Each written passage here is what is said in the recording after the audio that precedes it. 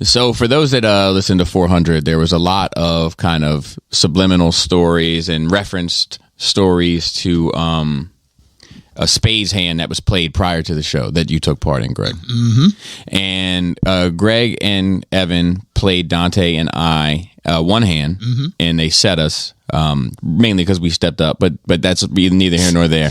And and Here it go. So I say all that to say this. Our honor, Dante and I's honor, was redeemed, if only in spirit, because Evan had a spades tournament this past weekend that I attended, and my wife and I were victorious. Congratulations. Score one for the whites. All right, there you go. Yeah, all the way. You were the token there, were you? Oh, yeah. Oh, yeah. Good on you. Yeah. I think my wife was even trying to fly the Argentinian flag that night. Get out the way.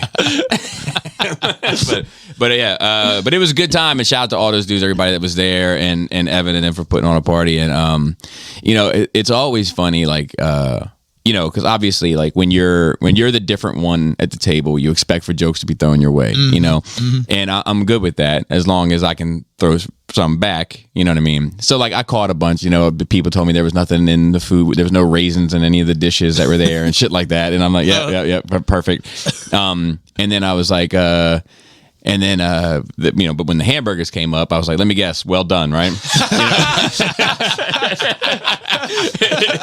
it was like good. It was like a good vibe and good spirits. Got to see some people I hadn't seen in forever, including some mutual friends of Evan and I that I some of, I'll be honest with you, some I'd forgotten about. Evan's brother and I actually went through mopping school together. And I hadn't seen him in fucking ages, so it was nice. It was a good time. But I only one team can win, really. True. And so we happen to be that team. And there's always next year. Hey, all I got is Evan. If you're listening, and you better be listening, I'm very disappointed in you, sir. Mm-hmm. You back here, or every time I see you is Black Power. This Black. You ain't showing this time, bro. And I'll tell you. It's always funny to me because I host a couple events a year and it's a fucking hustle, man, and I know what it takes, and I know it takes work, and when it looks smooth and effortless, that's when the most work was put in. And his wife and him did a lovely job. She worked the grill, which I thought was weird, but I'm not here to judge another couple's way of doing business. But one thing I noticed, I was like, it was the snacks were individual, like you buy a box of individual bag portioned snacks. Okay. Which is fine. I think that's, I'm not here to look at another man's pockets, but to me, that's very expensive. Yes. So let's make some noise for Evan having a bunch of money. Goddamn. That's the flex, right?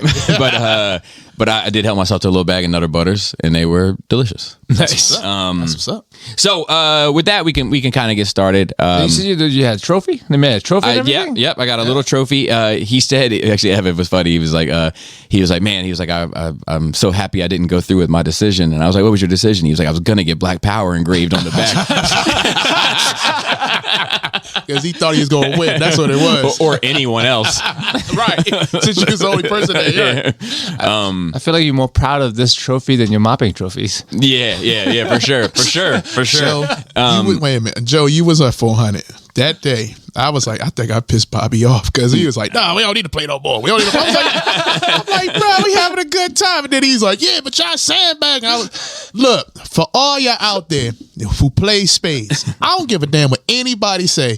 A queen ain't supposed to walk. And guess what? No, for sure. My queen walked, and that's how we got our extra book. Yeah. Sorry, not sorry. No. And you guys got that. It was just, to me, it's just all part of the fun. I don't really take any of it too serious. I was over it, but I think Dante was a little tight about it, honestly, more so than me. That's because Dante didn't want to be called out when he started. Hey, all right, can we be real now since you're a champion now? Yeah. And we talked about talking across the board.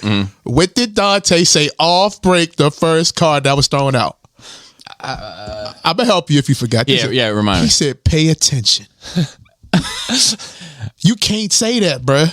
Yeah. So I think in a real game, somebody might take that away for sure. Okay. But I feel like in that specific, we're just playing a dummy hand. I feel like in that it was like a little like who gives a shit? But I'm also a guy that'll flip cards over during a deal. Oh yeah, I'll do that. That's different. That's some ignorant, funny stuff to do when you cut and dealing. That's cool. You know what I'm saying? At least I know every person has some type of card I gotta look out for. Yeah. But when you pick your hands up, you sort it, the bid is done, and somebody says, "Pay attention." My mind is like, okay, wait a minute. I don't even know if he was talking to me. I'll be honest. But I was already getting tuned up by then, So it certainly didn't affect the way I played. But I can tell you that shout out to Anthony, who has been on podcasts. Now he has never been on a Nerve Rage episode, but he's been on like other podcasts here before. He was having some trouble playing. But that dude, I knew that their team was in trouble when I passed the deck for him to cut, and he split it up into 3 piles and just pushed all 3 piles back to me. Oh, nah. And I was like, I can just put it back the way it was. Yeah, that's no good at all. He was like, I don't know what to do with it. No, See, it was good. But shout out to Dante. That's still my man, 50 grand. Oh, you know what I'm saying? For sure. Yep. I got a lot of history with that dude, and I tell you, he's been at some card games that I've seen everything go sideways quick. Dude. So I'll tell you, actually, this is a fun. I don't know if I've ever talked about this dude before, but the house where basically Dante and I met, that we all used to hang out at, called The World. We called it The World anyway. Was this dude Mario and Brutus? They were brothers. They lived there. They both passed in 2010. And their cousin was this dude Wally, and Wally was like a professional card player. Like he played cards in underground card circus, mainly like poker and shit. Mm-hmm. But there's a couple of interesting stories to tell about this dude. For one, he was about as big around as this table. Mm-hmm. Not a little fella by any stretch of the imagination. 2, Mario, I love him and God bless the dead, but he was a storyteller, and I'm a storyteller, so I get it. Like if it was snowing, it might have just been snowing. But when I tell that fucking story, like it was snowing so fucking bad you couldn't see 10 feet in front, because you gotta give it some sauce to get people into it, right. So I know he was capable of telling a story, right? So in my head, when he said, yeah, he's a professional card player, he makes all this money playing cards, I was like, all right, he probably does all right, pays the bills and whatever. It's more of a hobby. Well, we went to this, we went somewhere down in Oxon Hill or somewhere in PG County. Somewhere down, and we went to this fucking, it was like a car, like a tune-up shop, like Jiffy Lube, but like a off, a independently owned mom and pop, lube spot, so to speak. And we had to knock on this door and say this code in order to get let back into this room where we had to stay a certain distance away from a card game that had been going on for 72 hours. Jesus. Damn. People were they were taking sleep breaks with couches and stuff and get back. And there was I don't know what to call it, a game master, for lack of a better term, that was overseeing the game, and there was security there, and it was the real deal. We picked him up because the game was coming to a close. Mm-hmm. There was a bunch of us. We were in my buddy Shane's car. We used to call it the Stylemobile. And it was this Volkswagen station wagon. But dude, you could party up in that motherfucker. But picked him up in that, get on the road, and he's like, I'm hungry. He's like, let's stop at somewhere to eat. We stopped at Outback, as fate would have it. He just paid for everybody's meal. It was 10 of us. Just paid for everybody's meal. One other time I was with him, we were walking down Route 40 in Baltimore County, coming up on Rolling Road, and he big dude, right? Mm-hmm. And he was like, man, are you tired? Mm-hmm. And I was like, well, no, I'm not. But I walk a lot, right? I was like, back in the day, yeah. I was like, if you are actually still today, Joseph, to be quite fair, okay. But I was like, but I'm flexible, whatever you want to do. And he was like, let's get a car. And I was like, you don't want to get a cab? And he was like, no, we pulled into one of those dealerships that's right on the side of 40 right there. And he just bought a car with cash. We got in the fucking car and rolled out. God damn. That's a flex. That's a flex. Big flex. Yeah. So he was a hell of a dude. But I remember one time you know, like when you're playing spades, for instance, like the bottom card is the card that you're getting, right? Is the card that the dealer's getting. Mm-hmm.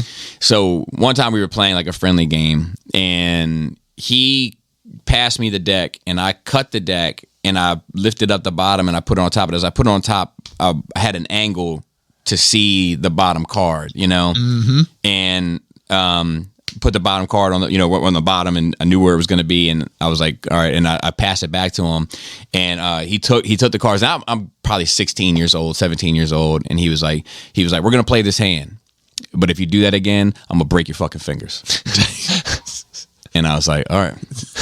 Must have been the big joker. you know, but I don't even think it was anything special. It was just that he caught me doing it. You know? Yeah. But he, like, when that's your 9 to 5, I guess you look at the whole stakes differently. Yeah. You program. You just program. You know? Yeah. So, cool. Yeah, he was a cool dude. He ended up dying of a stroke. Surprise? Years before Mario and Brutus. But like, but yeah, he was an interesting character, and like he was kind of like I don't know, I'm getting off the rails now, but he was a quirky dude, you know, like, and he always had like these like $1 million ideas, you know, like and he was like one of the things I'm thinking about doing. He had a very calm demeanor in the way he spoke. He's like, you know, those bumper stickers, right? No fear, or you might see it on a T-shirt, no fear, or on a you know, on a laptop or something. You might say no fear. Well, I'm going to create one that says some fear. Some fear. And I remember thinking about, like, man, I don't know if it's going to have the same bite to it, man, but you know, whatever. Just jump to conclusion, Matt, bro. Greg, as a guest, how goes it? Tell us how your nerd week's been since 400. What's happening? What's good with y'all, man? And what's good with everybody out there? Still stay at home, Greg. Even though I know we talked about on 400 about, you know, running the old people circuit and, you know, being gigolos for old ladies. Or Yeah. I was in practice. I was eating prunes. You know what I'm saying? Just try to get right. But, you know, you ain't never make the call. I was ready to rock, though. Yeah, you're right. I was ready to rock. Takes time to get off the ground. Yeah, right? But, man, I've been chilling still, you know. Project Helmsworth still going. I started a diet this week myself. Not just like a crash course diet. Like all right. Real quick, I had my physical last week, and like, you know, they take a stress test, and my resting heart rate, fucking idiot, is still it's 65. That's great. Yeah, so I'm still sitting, and I still, you know, and I'm sitting there, shirt off. You know, naked from the chest, from the stomach up. You know, I got this fucking she's shaved my chest. You know, to put the electrodes. So I look like Patch Adams, and then she put the band across that like holds it all together, and that shit is drawn tight. So I look like the number 8. You know, and then Hourglass figure, bro. Right. And and she's like, have a seat. And I'm looking at it. I'm like, man, that's not gonna be a good look. I just stand, you know. And I was just, I caught a reflection of myself in the mirror real quick with like this shit on and all this fucking, you know, the whole bit. And I was like, man, you got to do something, man. Like, well, and also like I know I got a week coming up I know I'm gonna be eating crazy. So I'm just trying to get ahead of that a little bit to pre-plan. But then. The only reason why I said all that was what there was but once again, you know, I looking completely nuts. She was like, when she hooked up to the monitor and everything, she's like, your resting heart rate is 65. And I was like, athlete. Which I tell them every time. You know, performance look like. That's how you're supposed to do it, though, right? Hey, look, I'm gonna tell you something. Because my journey now, it's even better when you go to the doctor to make them. I'm not trying to make a doctor look stupid on purpose, but I've been so used to dumb shit. Yeah. All right. So I went to my diabetic doctor. This is, you know, during the process, and he takes my blood pressure and it was high. And so he was like, oh yeah, I'm gonna put you in these diabetic. I'm gonna put you on blood pressure medicine because, you know, African American males, blah blah blah blah blah. They're known for. I said, okay. I said, how about this? I probably took an energy drink, so that's probably high. And I said, well, this is what's going to happen. You can go ahead and fill that prescription, but I have a blood pressure monitor at home. I'm going to do it for the next couple of days, see where I'm at. And if my blood pressure goes down, I'm not taking your medicine. Right. Man looks at me like, the fuck? And I'm like, yeah, that's why I was gonna go down. Guess what happened the next couple of days? My shit normal out. So I was just like, yeah, I do feel like, man, like for all my, it's got to come down to genetics. But I'm 42 years old. Mm-hmm. I drink, take nicotine, eat pizza once a week. I'm a fucking nut, but my fucking blood pressure is great. My fucking heart rate is great. My fucking labs are great. I don't know how long I'm gonna be able to get away with it, but just to not be on medication, medication, everybody don't need that. Yeah, and meditation. Yeah, with the lifestyle that I lead, I'm pretty grateful for it all. Yeah, good. Yeah, now, you did like start watching yourself a couple of years back. Yeah, You're like, okay, I'm gonna I lost 30 pounds. Yeah, you bring that shit in. It's not like you just let yourself go. Yeah. Now just imagine if you add in the workout aspect to what you're doing. I work out every day. Yeah. Every day? Every day. What you lifting?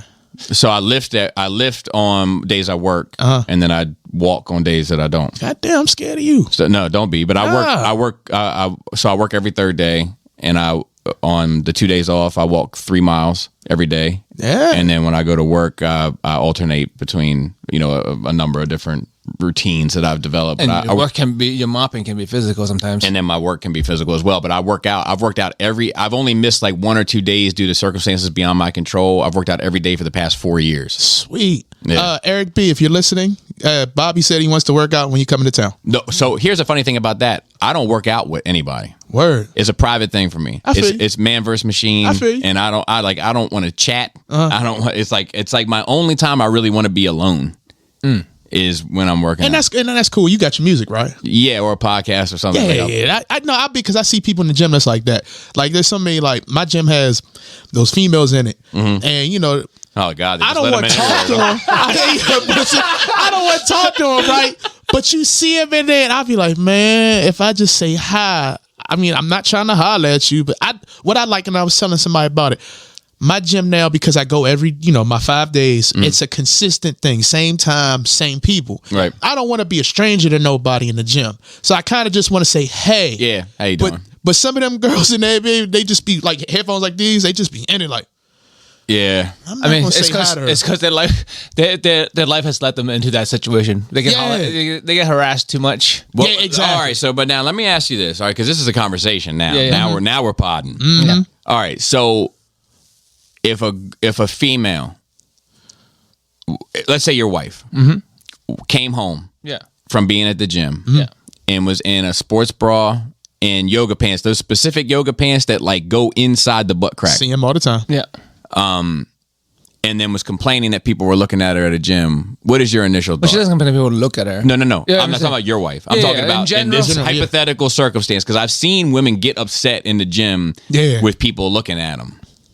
It's like, I think it depends on. Well, it's two things, right? Because we always talk about this. Like, let's be real, right? It depends on who's looking, right? Mm-hmm. Whether you complain or not. Mm-hmm. Same, even as a dude, right? No, not for me. As long as it's a female. Well, you feel a different way. If it depends on who's looking at you. If it's a big girl, I'll put on a show. Yeah, I didn't say big girl. Hey, look, I come from a different spot now because so now it's getting warmer. Yeah. During the wintertime, I was in a hoodie. Mm-hmm. Every day, all day, every day. Hoodie in the gym. So now it's getting warmer, so I took the hoodie off. So now they see this, and they're like, "Ooh, what are you doing?"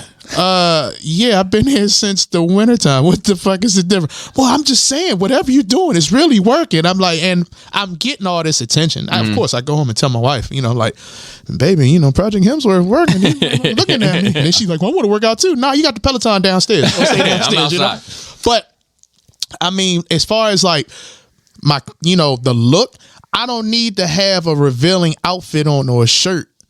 I'll keep the hoodie on all day, every day. And I feel like the women that's in there with the spandex and the sports bras, if they wanted to, they could keep a t-shirt on. You know what I'm saying? They know. Sorry. With looking though, like you can look, or you can be looked at, or you can leer and be leered at. That's different. It's a respect thing. Yeah. We say on our on Twitch regularly, like jokingly wise, but like we look respectfully. Yeah, there's a difference. Yeah, I mean, that's a respect. That's fair. Yeah. That's fair. Yeah. That's fair, but I feel like sometimes that, like, you know, They it's know. it's like And also, it's like if I walked into a fat camp yeah. with freshly baked brownies. I'm Yeah. talking about the crisp little top part and then the gooey, like where you might wait a little bit just to get a middle square. Mm-hmm. That type of brownie. Mm-hmm. And I leave them unattended and walk out and then come back and feel a way about them either being looked at or one having been munched on. Yeah, but one is a brownie, one is a person.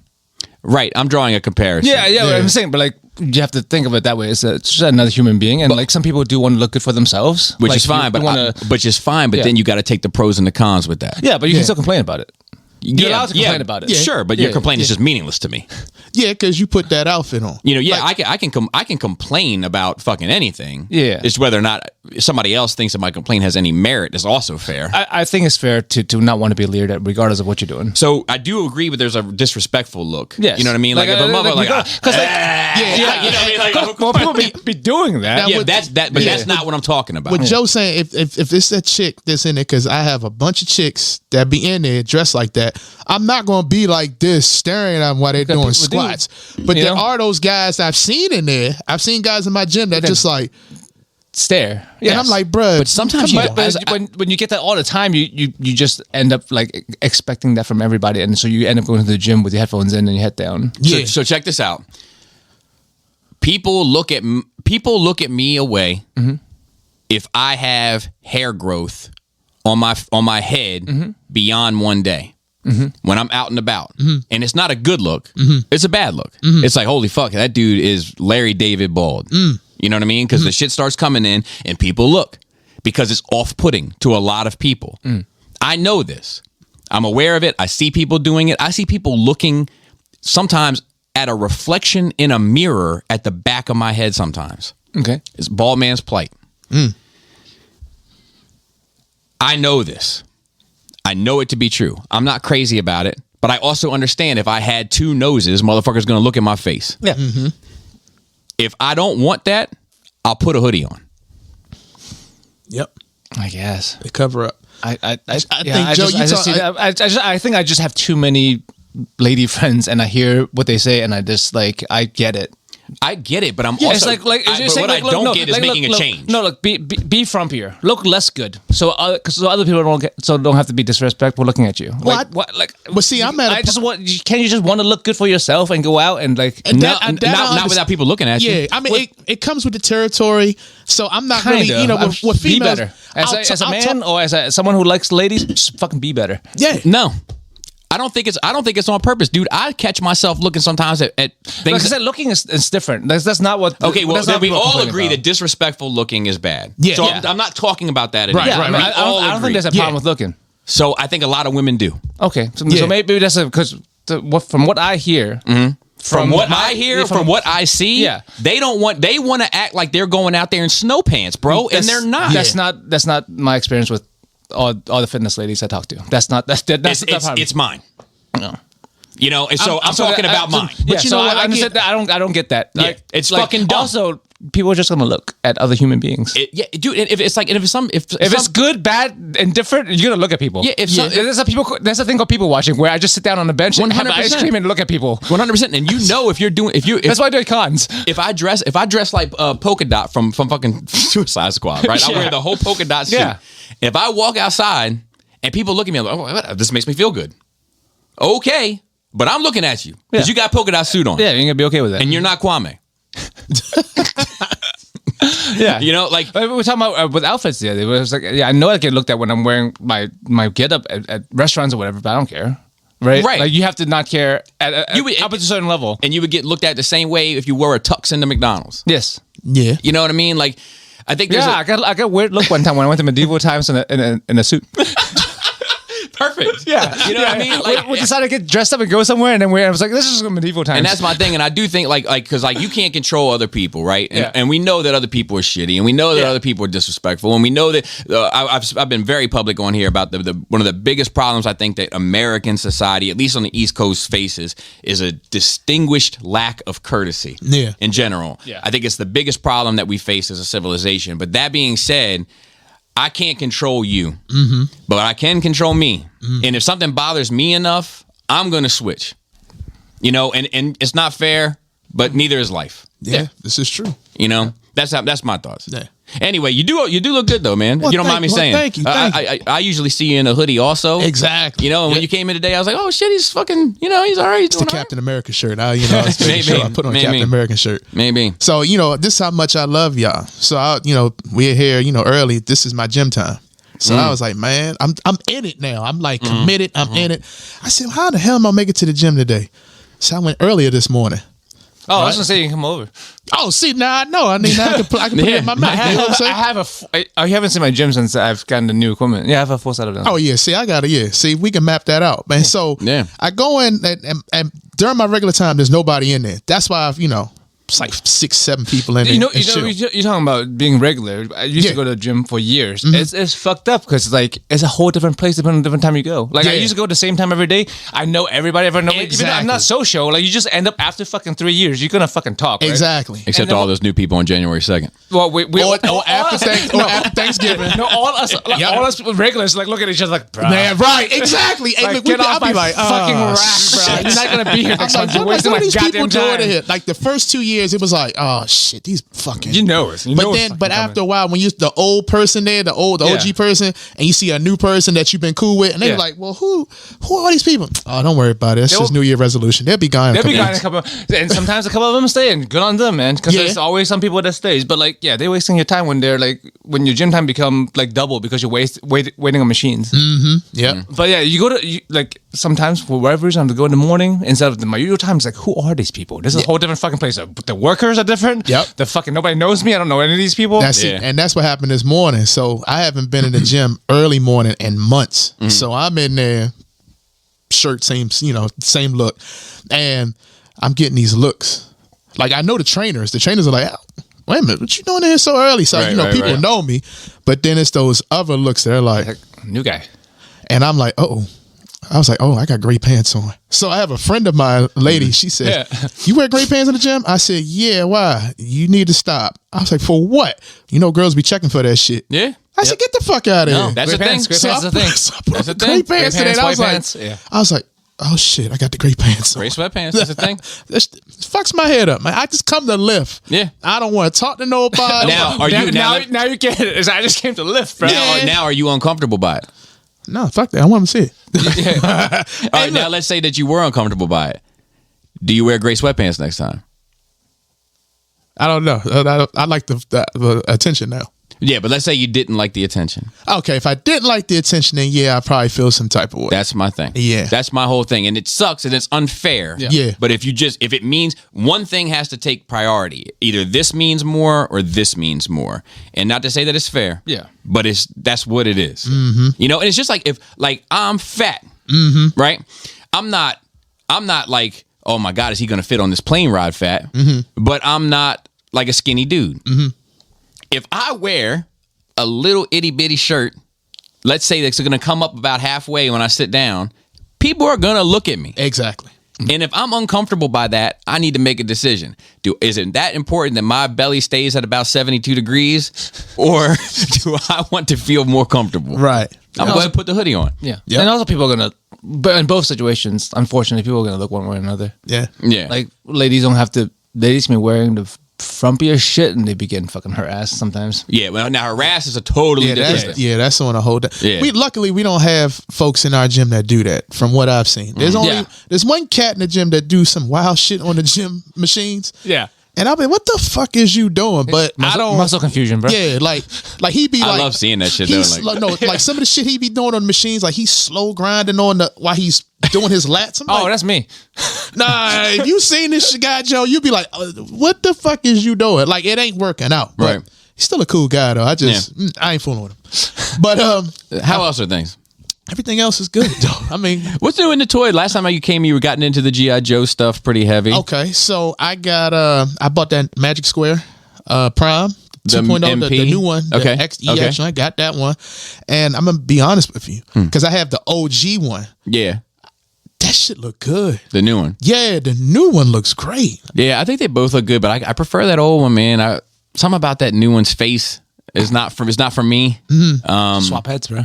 Yeah, and I also I like that beefcake look of Prime. I like that me. Like I know it's not accurate. But it's none of it is. None of the good looking ones are accurate. right. Yeah. That's how I feel. Yeah. But like, but yeah, I prefer it. Sometimes I get upset about that Prime shit where I start thinking, man, like, I'm probably going to get, an Armada Prime or I don't know, Really? or no, John? not me buy it, but like as a fan of Transformers production production wise, there will yeah. be one Oh, yeah, produced for before sure. I get my fucking Technobots or my for fucking, sure. you know, what I Yeah. mean? If you get Technobots ever. Yeah, right. for Well, sure. I think I fell Even into third that. party have a 2.0. yeah, Prime. Yeah. I think I fell into that trap that you speak about a couple of times about the tune look. And so I think because of that, like seriously, the way I got it set up now, he's on the other side of my basement. And I was on my computer last night and I just happened to look over there. I was like, that shit look good. And I'm looking at it from a far away distance. Yeah. And then the other thing is I've learned how to pose figures now. So Yeah, my that's OG, important. my- That's yeah, important. right. So my OG Optimus, he's just holding his gun. Yeah. That's it. But the new one, I got him like finger out, like Yeah, holding yeah, it. yeah. And I'm like, with the twist, I'm like, With the twist. that motherfucker look epic with that twist. What I don't understand The way is swivel is important. motherfuckers that you could tell took that bitch out the box and sat that motherfucker Yeah. right on the shelf. Yeah. Like, thoop, And I'm like, what was the point Why of don't you that? at least see what it can do? Right. Or just leave it in the box. Like you can even tell from Split their box. hands, like just nothing has been touched. They're just literally. Sometimes it blows my mind. Well, I got a new thing now. So now I can't tell you the last time I transformed the figure. But what I blame do you. is all my figures now that I get, I'll take it out, pose them, actually bring them upstairs, next level, pose them some more in the living room area. When it's time to go to bed, bring the shit in my bedroom, pose it a little bit more, put it next to the nightstand. I look at it, I'm like, that shit is all right. Good night. And I wake up the next morning, I'm like, all right. And this is all figures now. So it's like, it's been pretty cool. And what I'm waiting on, Get more enjoyment out of it. yeah, exactly. What I'm waiting on is that Blitzwing. It ain't showing up yet. My male people fucking with me. Yeah, I got Speak of male people. a couple people. I got a couple. fucking with Bobby right now. Yeah, they are fucking with me right now. I got a couple people that have reached out to me about taking a look at that Blitzwing. But I kind of like I'm gonna have to like play the field and wait and see who gets it first and like how like it's but yeah I don't know that's another one of those things, man, where like I think it looks cartoon accurate, but I also think it looks soulless. Yeah, I get you. know? I get you. Yeah, I was gonna say there was something else. Oh, I had I contacted the dude from Ramen Toys. Okay. And we're gonna have a conversation. Oh, so it's on Saturday? Yeah, at some point. I'm not sure to what extent that will be, but the dude, from what I can tell from my little preliminary discussions with him, might have, even if what he produces isn't necessarily what my audience is primarily interested in, the insight that he can give into production, I think is going to be in like you can't put a price tag on it. That's what's up. That's cool. I'm hoping that pans out for me. That's cool. Joseph, anything new? Oh, you done? I mean, yeah, what's some more stuff? Oh no, go on. Go My on. fault. Go on. I Yeah. thought you said that was it. After 400, y'all kind of scared me about Star Wars. So I don't want to talk about Star Wars, but I kind of do. Oh, why? Talk about Star No, Wars. because all right, it's not just y'all. It's it's talking about everybody. everything. Like everybody don't like the Mandalorian. I like it. But I'll tell you right now. Thank you, Joe. Did you All watch? right. Did you watch? I watched all of it in one sitting. Cool. When people start getting out of the story, y'all, you're talking about writers and the one lady, strike right now, Kathleen. isn't it? What's her name? Kathleen Kennedy. Is that her name? Yeah. Don't bother with that shit, man. I'm a person who watches a show or read a comic to get away from reality. Yes. You know what I'm saying? I know about character development and all that shit, but sometimes I just want to be dumbed down. Yes. And I felt like simple thing. I've been saying that the low investment shit. Sometimes- Exactly. It works, right? So like example, we can talk about it now. I mean, people have pretty much seen it. Yeah, I don't care if they have. So big Mandalorian cuz, right? The big guy, who got yeah. So for me, that had me in the basement like, damn. It was when he had his Gatling gun and he holds it like it's a Gatling gun, but he's strong enough that he flips He it. brought it up to And like I'm the just rifle like, level. damn. Yeah. And that was Yeah, my that giveaway. was cool. I Right. knew it wasn't real. It's not believable unless he's on a bunch of steroids, Right. But that was my takeaway. That was like, okay. Him So strong. then when he got smoked at the end by the Praetorian guards, I was like, damn. I mean, he went out good though. He fought three of them at a time. He for a minute. did, but he could have took out one. I'm okay with him not. Just because what they're supposed to be. Yeah. And there's 3 of them, right? I mean, I think he held his own and went out well and a decent Vizsla for once because they're historically shitbags. Yeah, but he should have at least pinched one. But I and mean, also, you know, he has a kid now, so you know the line lives on. that's true. That's true. Because it's important for that clan's name to live on. I agree. regardless. I 100% agree. Now, We talk about it. Now, see, the other thing that killed me was that was the second to the last episode, and I really feel like that last episode wasn't as epic as the second to the last one. I don't know. All that like jetpack fight and all that. But I felt like crashing fucking Star Yeah, Destroyer. I think it's pretty fucking cool. It's pretty epic. I mean, I have mixed feelings about it, but I can objectively say I think it's epic. And then fucking Baby Yoda doing what he did just reminds me of what Kanan did in Rebels before he They died. did both flip into Lizzo's arms, didn't they? I'm like I think because I know what ahead of time it was fun. It was just a goofy episode. I enjoyed it. I didn't have any complaints about that episode being what it is. I'm just like it's a fine side thing. Well, I think maybe for me because the second to last episode it was a cliffhanger joint, so it was just like, oh shit, what's going to happen next week? And then I also made a mistake of going on YouTube and looking at Easter egg videos. I was like, oh shit, and let me go and watch 12 things you missed. Right. So I was just like, I didn't watch it till like 2 days ago. I didn't get any spoilers other than from here, and even then it's fine. But yeah, it just makes me want to watch Rebels again. yeah. But so for me, it's just a getaway. That's all I want to do. Get away. The writers and shit. I get it. There's a time and place like because you want to have good content to keep watching. But for me, I just need that getaway for like.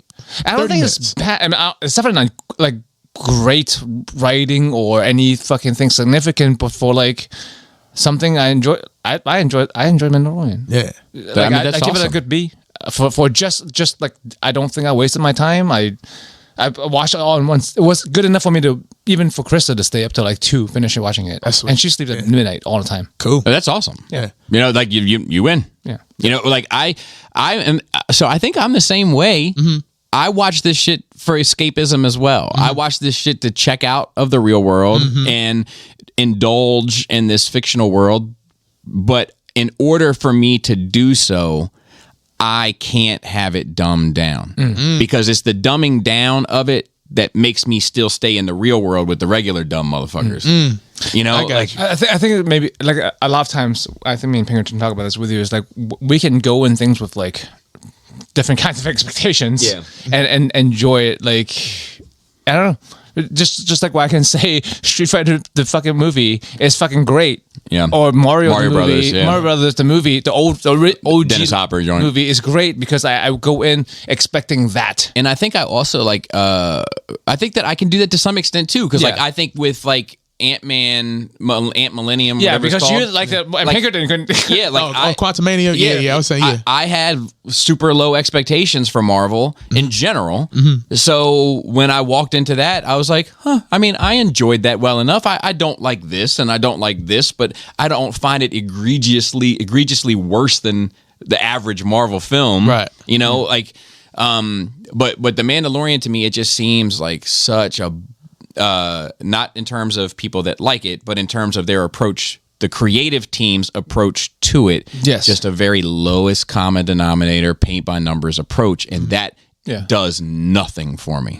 I think I probably enjoy more because I'm such a big fan of Clone Wars and seeing Bo-Katan, you know, And seeing her story arc, I guess, kind of end, having kind of redemption, I guess. Seeing, you know, Vizsla seeing Mandalorian. I don't know. And I'm looking forward to Ahsoka. And I get it, the Monster of the Week thing.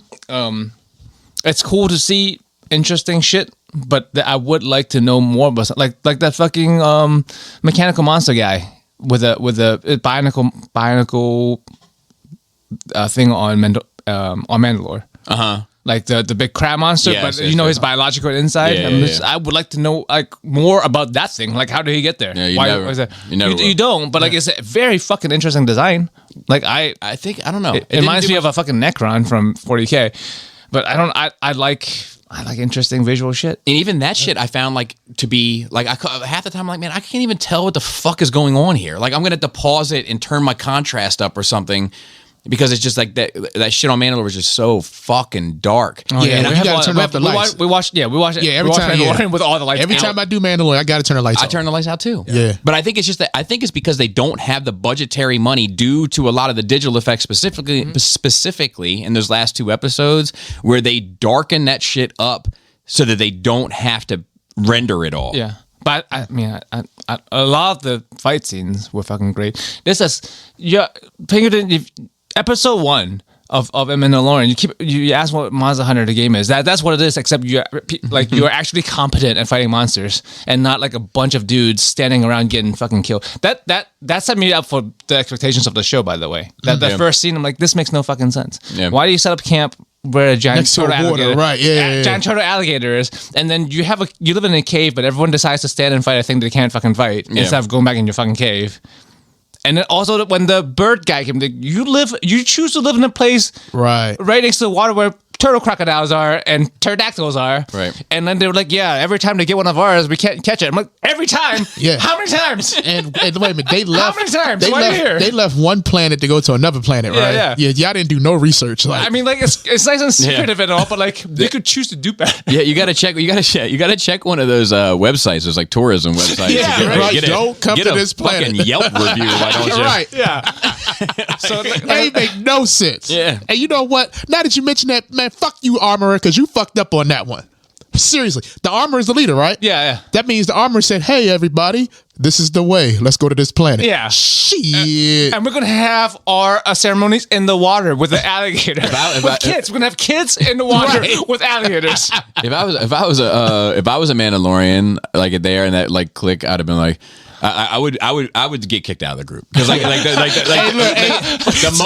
moment This is not the way. Exactly. Hey, look, I'll be like this. All right, Armorer, helmet off. This ain't the way. I'll holler at the you. moment that the Armorer walked up, I would just tap my buddy next to me like, watch it, this is the way. This is the way. And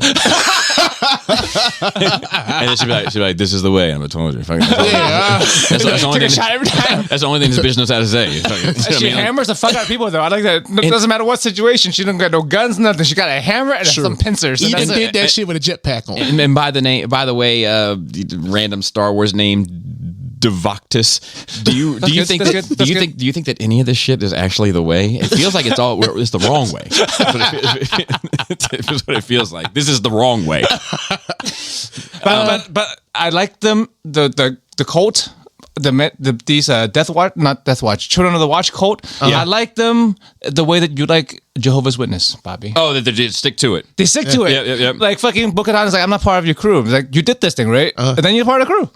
And it's like you can respect it. Yeah. Because everybody's like, yeah, that's the way, bro. you can't argue it. Yeah. It's like- So you it's can like- leave if you want, like, but dude- you're part of the ship, part of the crew now. All right, so you're abandoning reason and rationale. Fine, then Yes. You're good. perfect. Yeah, I get don't it. worry about it. I No can't- arguments. There's Yeah. no argument. So there are good parts. Yeah, some no, I good think, parts no, lore-wise. I think Yeah. Some good parts. there's some Sick. good parts for sure. I don't know how much I feel like it did for the lore, but For there. the Mandalorians themselves, because this is the Mandalorian. Yeah, but right? it's like yes, but you gotta like look so far to see it. It's like, Yeah. and it's just like the big dude, right? That big dude dying. That should have been an emotional point, and not because he was able to pull a gun up higher than a normal human being. It should have been an emotional point because his relationship with the Mando has grown. it has grown, but it should have been focused on, developed, concentrated, ironed out, etc. So that when that does befall him, it's like, fuck. Yeah. You know, but it was it's, a bummer, but not as much of a it- bummer as it should have been. Yeah, I agree it with was you. like- You want a connection. You want a character connection. I didn't Yeah, really need yes. because what I saw from this guy throughout the series is he likes him, he don't like him. Because like Mando, then he didn't like him. So I'm just like, well, if you don't like my guy, then I don't really like you. You can fight, which is tough. You know, not all, those tough guys have to be like, I'm gonna miss him. Yeah. You know what I'm saying? I'm like, well, I kind of figured this was going to happen because he's a soldier. Yeah, no. I'm okay with Mandalorian not mourning, but I mean, just the loss itself. Yeah, it should have been heavier. As a viewer, It should have been heavier hit loss. more. Yeah. You saw that's what I'm saying. You wanted to feel that. Yeah. For me, I was like, this was his way. But you know what I'm saying? There's a wrong way. Yeah. But I think that had they worked on that a bit more, had they made you connect to that, like, it would I think it would resonate. Even you could still have all the fun. You could still have, that's my thing, is you can still have all the fun. You can still have the firefights. You can still have the bringing the Gatling gun up higher. But like that, all that stuff should be the fucking seasoning. The grass-fed beef, needs to be there, But yeah, so I have my criticism of it too, obviously. Yeah, sure. But I enjoyed the fuck out. But I mean, that's it's close so far as to like a live action 40K thing. Other than like Starship Troopers, like they're like with a drop ship and then coming out in jetpacks and fighting the other jetpack troopers and shit. And I'm like, that's cool. Speaking and of fighting monsters, yeah. Speaking of meaningful loss, who was the first celebrity that passed that meant something to you? I was just thinking about this the other day, and I was asking some people about it, and it was actually kind of interesting because you could tell a lot about the year that people were born and sort of what their interests are as to how they answered it. I didn't catch no feelings with people like never. Man. You never like. Nah, damn, it's a shock. Like you would assume, probably Evan felt this way when Chadwick Boseman passed. Yeah, that one kind of hit me. Yeah, it was a shock to me. Like, damn, he's young. Yeah, Yeah. I mean, young. No, not only is he young, you didn't know. Yeah, well, that's because And he you kept find it out on he the was wrap. sick the whole fucking time. That's character. Now you talking about breakdown cry or just like you just had to just take like, a moment? damn, what a bummer. Well, I don't think I've ever cried for the death of a celebrity. Michael Jackson shit. Yeah, when man. you heard it, because I honestly thought that motherfucker's gonna live forever. Ever. And when I heard it, it was like, what? And I think because I heard it on the radio shut it down. Like you listen to the radio, we've just been told, moment of silence, the king of pop. I was like, wait a minute. You started off with the king of pop. Right. Michael Jackson. Oh, get the fuck out of Yeah. here. Seriously? I think that mine was Kurt Cobain. I think that was my first one that I recognized. That was the first one that I was like, fuck, man. Like I felt like I lost a voice. Like in whatever the mix was, like, your pre-teen. But for me, I was 13 years old. it's my first album that Like pubescent, you know what I mean? Like, and you resonate. I mean, it's not like it was just him. There was other dudes that were speaking to me also, but it seemed like he was one of the 10 that like his voice was my voice. It's like he was speaking for me, how I felt about a lot of shit, and I was like, man, like I a part of me just got silenced. I think that was the first one that hit me. Yeah, that was the first one that made me feel like have any feelings about in terms of celebrity at all. Did you cry? No. Was something in the way? I'm not as good as All right. Anyway, so continue. Mandalorian. Anything else that was Star Wars related that you want to sink your teeth I'm in? watching Titans. That last season of Titans. How is it? I forgot I'm on podcast. I'm shaking my head. I fucking hate magic. I don't like magic. I don't Gathering? like anything. Nah, I don't play that shit. But like magic based, shows like characters, I don't like them. And this season is about. I just don't. I just because you're a magician bigot. It's too weird. Like you just can make up anything with magic. There's no. I don't know. To me, I just this shit this season. They're going back on Trigon. We've already done that. Yeah, first season. Yeah, why are we talking about Trigon? And that's the best Teen Titans story. Yeah, but I mean, hell. They used it too soon. They used it too soon. Yeah, they did. You know what I'm saying? But That's I know something they built up to. they got other shit that they could have, brought to the light. And, that I think that break wasn't needed. The break they did, like the first Between 8. 2 and 3. I haven't watched it. No. Well, the 4th season, they did like the first 6 or 7 episodes, took a break, and they came back. So now it's just like, I'm really trying to keep up with this shit. And I'm just like. Yeah, I watched the first season, and then I tried to watch the second season. I couldn't get into it. But I've been meaning to go back and watch it. Like fucking Doom Patrol is another one I've been meaning to go back and watch. Just haven't. Yeah, it's just like some of the shit is stupid. Like for the first 2 seasons, Dick Grayson going from Robin to Nightwing. Wait a minute, from what I could tell, it was just, I'm growing up. I'm tired of being your Robin. But in the Titans, it's like, I'm going through this emotional trauma. I shouldn't be Robin anymore. Fuck Batman, blah, blah, blah, blah. The world is closing in. I'm like, bruh, just there was when he became Nightwing, there was a little bit of fuck Batman in there. Yeah, but if you go back and watch like that season 1, season 2, there was like a bunch of mental that made him want to be Nightwing.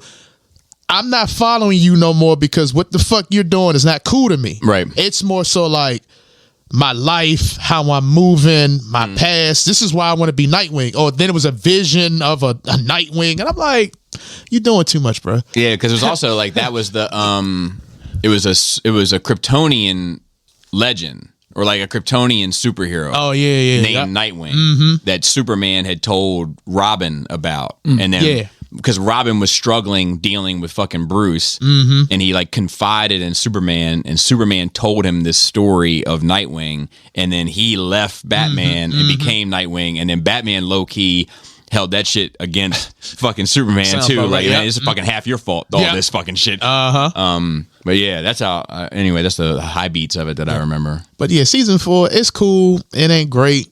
You know, I still want to see. My favorite Robin is Tim Drake. He ain't put the suit on yet. He can't fight, but he got a staff though. Can't fight. The bitch got a staff. Well, you know like, that's kind of. But is he smart? He's not even really that damn smart. That's you know, he has his moments. And he's like, yeah, 2 + 2 is 4. Okay, good job, Tim. He's probably the weakest fighter of all the Robins. But he's not even trying to. Hold on. Season 3, he was introduced. We are now in season 4. This Bama still can't fight. He got a stick. That's it. And he twirls the bitch around like, oh yeah, I'm about that life. But no. You ain't shit. You better learn how to throw them R stars or some shit like that. Shit. You ain't shit. That's the truth. He ain't shit. That's my word, man. But I mean, I'm still watching it. I'm still watching it. Okay. All right. Anything else? You know what? That's it. That's it? That's it. Joseph? Sorry, Joe. No, it's not good. This is Nerd Rage. Fucking. I had a something. Oh, I fucking you're gonna love this. Evan. I mean, not Evan. Eric. I got Evan on the mind because of the fucking space tournament. Don't do that. Don't do that. Don't do that. Don't do that. Don't do that. Eric sent me this. This shit is from the Women Don't Really. It's from the Tipping Point podcast. I'm gonna play a clip of it. But it shit made me laugh because it's not. He's not wrong. Superman, Clark Kent, and Lois Lane. Clark Kent is vulnerable. He's emotionally available. He's accommodating. He's a great guy. Lois Lane isn't attracted to Clark Kent. Yeah. He's attracted to Superman, who really, when you look at this character, is the opposite of Clark Kent. He's not emotionally available. He's exciting. Lois Lane gets with Superman. But the moment she gets with Superman, she wants him to be Clark Kent. I just described vulnerability as it pertains to women and men. This kind of makes me feel away right now. Hey, go ahead. There's an element of truth to it. No, it's not. It's true. It's just fucking true. There's not an element of truth. But the From only experience. the only caveat to it, but to 100% true what they're saying about men, women. The only caveat to that example is that Lois accepts Clark, I think, based on Superman, but then she gets to know who Clark is, who isn't really Clark Kent journalist or Superman. He's like somewhere in between the two, and I think that's the person that she ultimately falls in love with, is like the farm boy, not the fucking doof that's like clumsy on purpose and all that kind of shit. You know what I mean? Did you hear the background song though? Because that went well with it. Yes. Yeah. Well, I appreciate you giving Baltimore a little love, man. That's a Nokia from Drew Hill's production on DMX's What They Want. Yes. That was cool. I like that. I mean, but you know why he sent you that, right? I found out last night. I was talking to Eric. Eric don't like Superman. He don't like really? Superman. Eric, we was talking. It's real talk. Yeah. He's like, bruh, Superman sucks. And I was like, I kind of get why you don't like him. You know what I'm saying? And we talked about the simplicity about it. He can do all this shit, but you slap some magic. Yeah, slap some magic on that bitch. It's always magic. It's always magic or kryptonite. One or the other. Shit. It's you know one what I'm or the saying? He ain't shit. That's all I'm saying. That's all I'm saying. Sorry about that. But he like the beauty of Superman is the character, and I don't mean the character lower C. I mean like this capital C character, like who he is. The fact that he could be a god and he chooses to serve. Yeah, I didn't learn it till a few years ago. I always was. I didn't hate on Superman, but I was never a fan of Superman. He was always boring to me. I didn't get it until I started watching My Hero Academia. I remember you saying that. And then I was like, oh Was shit! it episode 50 or 100? Yes. Yeah, see, I knew it. I fucking on this shit. With All Might, I'm just, like, because he is that universe of Superman, basically. Yeah. But it explained to me in a way that, like, I that changed everything for me. I get it. I'm a fucking Superman fan from that point on. Which is weird from from watching something else. That Snyder, the Snyder cut nightmare Superman is who he could be. Yeah. You know? Yeah. Which I actually like, though. I actually like that shit. Anytime you see him as a bad Until guy. you live in that world. Hey, you remember Superman animated series when Darkseid took him over? Yeah. He was vicious. But that's But the he thing can is, be. it's when he all cut about loose- his control. Exactly. All right. When he was good, going back to Justice League, when he was good and he fought Darkseid and he gave him that whole speech like, I've been feeling like I'm in a cardboard box. I can't do nothing. And he's slapping him with these punches. He's like, but you can take it, can't you, big man? And then he says, this is the one time that I get to cut loose. I was like, oh, shit. And when he cracked this motherfucking ass, man. Well, that's the other thing, too, is that he, it's two sides of that coin, because on one side, like, he could rule the world if he wanted to, and probably destroy it. and probably, like, you could get into like theological arguments regarding it, but objectively, nuts and bolts, brass tech. What do they call it? Brass tech. What do they call it? Brass something? Breast and ass. No, brass notes is a brass something. Doesn't matter. Brass tacks. Yeah. Get down to brass tacks and be like, the world's a better place. Less murders, Yes. less stealing, less That's brass what tacks. Megatron said. It's Peace through tyranny. Exactly. Yeah. Without giving people freedom to make the choices. Right. Is Make dumb the other choices. side of that coin. But then the other side of that is that anything that does go wrong, because he does allow people to kind of be free, Yeah. he holds himself personally responsible Yeah. for and accountable for it. So he carries the guilt with all of it. That's Yeah. true. And because that's you can't just do everything for everyone all the time. correct. But he could, though. He could, He but like could. it doesn't. But that's doesn't what do makes him anything. Superman and not Super God. Yeah, it doesn't True. do anything for humanity or society, right? Right. Because we're not growing if someone's just holding our your hand. hand. That's Right. Lex, Lex's fear. Yes. Yeah. That's Yes. le- And that makes like- him more interesting. Correct. With him truly feeling that way, not just saying that as an excuse. correct, because Lex's concerns are legitimate concerns to anybody in that universe. We from the outside looking in, we know who the good guy is. He's the one on the t-shirt. Right. You know what I mean? But in that universe, like, fuck, this guy could rob us of our ambition, of our freedom, of our ability to choose. Like, we have to. This is a goddamn alien. Yeah. Let's be honest about that. We putting our trust in this guy. Yeah. In this thing. Not a guy, but this thing. Yeah. We have that in real life equivalent now is with AI, right? Yeah. Yep. Because AI can become our Superman. Yep. And then where would we go from there, right? Yeah, or our overlord. I'm happy with that. Or our overlord. I for one welcome our AI overlord. Somebody told me Skynet's real. Skynet is real. Was it AI? Hold on.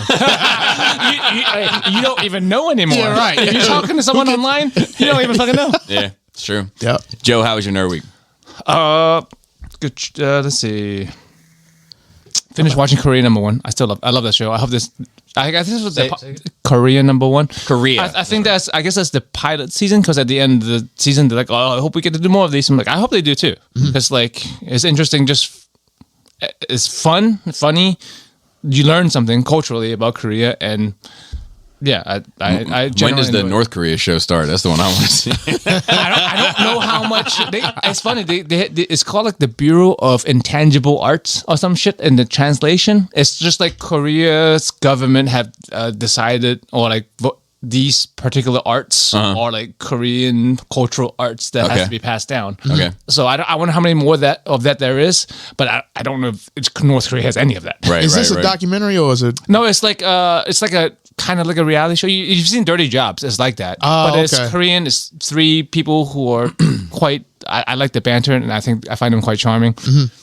Going around doing like learning or like going through the day with these traditional Korean arts. Okay. And like I said, one guy's making shingles, one guy's making like traditional dye, one guy or like group of people was making like fabric from like something like bamboo. Basically, they have to strip all this bamboo down to like several fibers per one fucking tree.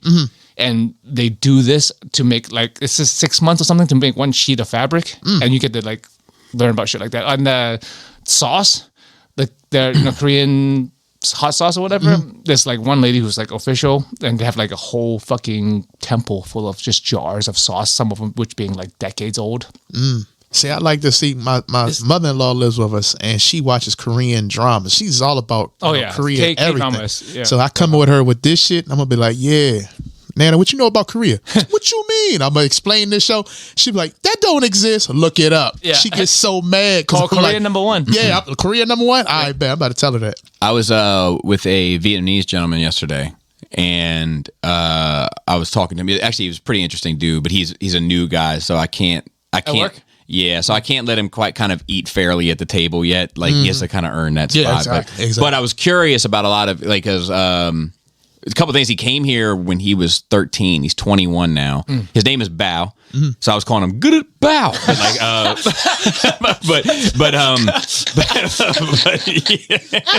Oh wait.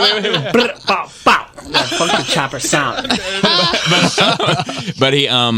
But he came here when he was 13. He's 21 now, and I was like, look, man, I got to be honest with you. I was like, my boy Joe came here when he was 16, and you have smoked his accent. Like he's got that. He was like, I don't know what it is. He was like, I was mostly around non-Asian or non-Vietnamese people, and he was like, I don't know if we just whatever. Anyway, he's like, where's Joe from? And I was like, Joe's from Hong Kong. Blah blah blah. He got into it, and he actually got into this little conversation about Vietnamese culture, which I was like, me and culture, I'm always like, a sponge. And he was like, the Vietnamese culture is interesting because there's so much like history with China and the conquering of Vietnam from China and back, blah blah blah. He was like that Vietnamese people, generally speaking, don't say always and never, right? But generally speaking, hate the Chinese. He was like, but a lot of our culture is Chinese. Yep. So it's like in a way, like we kind of hate ourselves. And I was like, damn, I gotta get you on a pod. Yeah, that's deep as shit. I think it's that way with a lot of Asia, the mainland Asia land, right? Yeah, it's it's basically just like geographically, it's the same people. You just put a line between it. Fucking Chinese people walked over to Korea and then hopped the boat over to Japan, right? They have a lot of the same, especially Japan. They have all of the same words. They have kanji, right? Right. But then they end up the big three, Korea, Japan, and China don't fucking like each other. Yeah. But it's just end of the day, it's the same people. Yeah. But is that saying about Same a race? Taiwanese. Is that about a race? Because it sounds like across the board, that sounds like human beings across. I mean, because what you cultural. just It's said, let's take Ukraine and Russia right now, right? Because it's a culture. Race is a construct. Yeah, it's not real. It's bullshit, and it's wild when you think about it. Culture is real. Yeah. Culture is definable. Culture is race is abstract. Yes. There are extreme examples of it to make a statement for it, but as soon as you start getting into the gray areas, then you're like, oh, it's not real. It's a gradation. Yeah. But it's also an independence thing. Mostly that's what it is. I think at the end of the day, it's like, look, we're our own people now. Leave us alone. And I think a lot of it has to do with that. It's just like, if people just leave each other alone when they want to be left alone, I think it'll be a better place. And a general misunderstanding of culture. You know, like I hear a lot of my black friends will be like, well, you know how white people are such and such, you know? And I'm like, look, I know who you're talking about, but you got to understand that that's a subculture within the what you define as the race of white people, and that I will look at that the same way as you because I'm not part of that culture. Yep. You know, I'm not like a waspy type with my polo and my sweater tied around my neck, and you know what I mean. Like I'm not that. I'm one generation. Well, I'm a refined trailer park kid. You know, so like second generation. You know, so like and like, but I'm also like there's the rednecks, right? That's like its own culture. Yeah, it's not the same. There's like the fucking hillbillies. Rednecks and hillbillies are not the same thing. They're different. People They're get vastly different. Get it twisted. Give me a redneck over a hillbilly all day. Any day. Any fucking day. But that's its own culture. You know what I mean? It was like it's all these like separate cultures that all share a pigment of skin tone, but they have nothing in common. Yeah. Right. You know? And with like culture, it could be a lot of subcultures, but they have overarching culture. Correct. It binds them together. Correct. Yep. And then you can have the person that may be the yuppie who has a particular skin tone, and if you put that skin tone on a fucking makeup spreadsheet, you might be a number 42 the same way a Hispanic person might be a number 42 or an Asian person might be a number 42. So you share the same pigment of skin tone. So what is race? Right. No. You know, like, and that's where I get into my bag. But continue. Yeah. Yeah, I agree. And also, people also have easily mistake culture and government. Oh yeah. That's the problem I usually have when they say like this country this or this country that. Even me when I'm like fuck China. Right. I don't mean Chinese culture or people. Chinese people. Some, but That's probably true with any group. yeah, it's just a part of the notable fucking caricature of a fucking Chinese person I don't fucking like. Right. I see him when I go to Japan to fucking tourists. Can't stand him. But when I say fuck You're China, you're like the white people that move to Hawaii and then hate people that visit Hawaii. yes, that's me. Aloha, motherfucker. But when I say fuck China, I mean like the government, Right. right? Yeah. It's just the people. When a government doesn't represent the people, that's when there's a disparity. Yes. Right. When people say fuck America, oftentimes I think they mean the government and not the people. I agree. Same I way. agree because that's who they're feeling the impact of. Yeah. Yeah. Yeah. You know? And a lot of and that's why we have infighting in the country when the government don't represent your side Correct. at the time. Yeah. Which sucks about America because there's only two sides. There's more sides than two, but we are set up somehow to only allow two sides, right? Other countries where they actually have any party is available to sit at a table. Yeah. Unlike here, like I think they have less infighting because like Well, our problem here is that any party can sit at the table. You just need enough corporate interest in it to back it. Yeah. but which is Oh, you need that money, right? It's all about that. That's the unrealistic. I Third agree. party is I agree. unrealistic. It's I just agree. it's, Yep. it's more. It's even. I feel like it's even worse than just not having a seat at the table. It's just like patronizing. It's like you could sit here. Yeah. Yep. It's like, But you can't. You really you're, can't. You're, you're not humbling them or humiliating them. You're, I can't think of the word.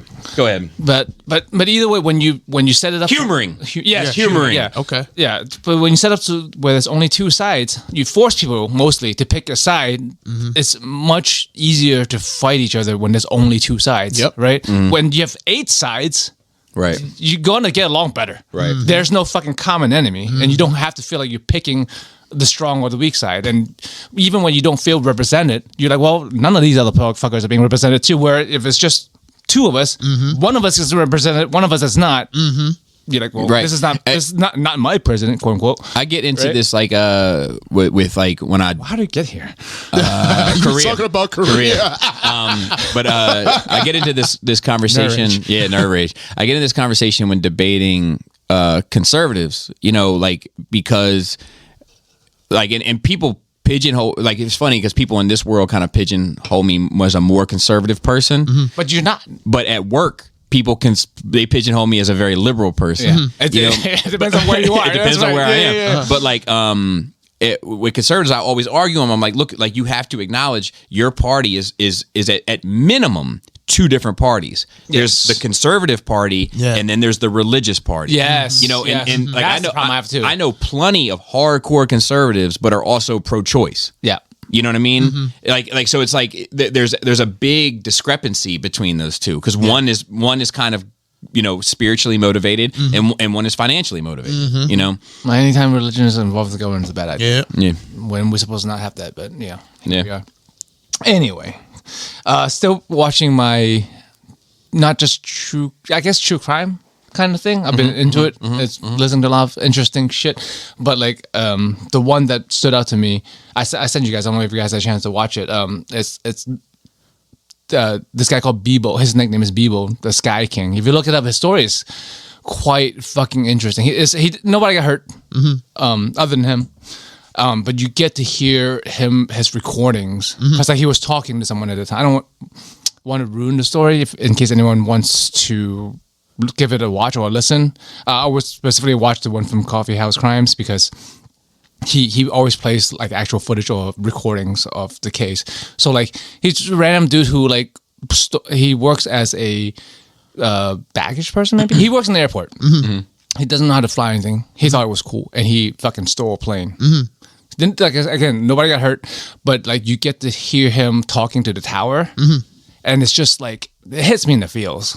Like I don't recommend too many stuff too often, but I highly recommend it. This is like a 20 minutes to half an hour watch. I'll check it out today. Yeah, it's good. That's what's up. Yeah, it's Bebo the Sky King. Self-proclaimed or No, you know, people 'Cause that started would have been calling. hard. No, people started calling. He's Bebo, but people started calling him the Sky King Oh, yeah. after this. Gotcha. Yeah. Like people just respect, like not that he did anything for a cause or anything, but like the just ability. just what he did, and Yeah. as a person, they started calling him that. So that's Gotcha. cool. Found a new artist I like on Instagram. Okay. Bad Space Comics. I send that that space the black and white comic strip with the guy with the spacesuit. Oh yes. And so like he has his own IG page, Bad Space Comics. It's all like 10-page stories. Great art, and it's just like some dark shit, but great writing. It's just impressive to me when someone can like draw, first of all, and have really impactful or thought-provoking stories in a very short amount of time. You don't need an 8-episode season to tell a good story. It's 10 like those- pages is plenty enough. It's like those Pixar shorts. Exactly. Like so, like I really like. So if you like good art, you like morbid or dark or thought-provoking stuff, I suggest you check him out. Yeah, he shared one with me, and I quite enjoyed it. Yeah. So yeah, I saw that, and I went back to like look at his other shit. It's good.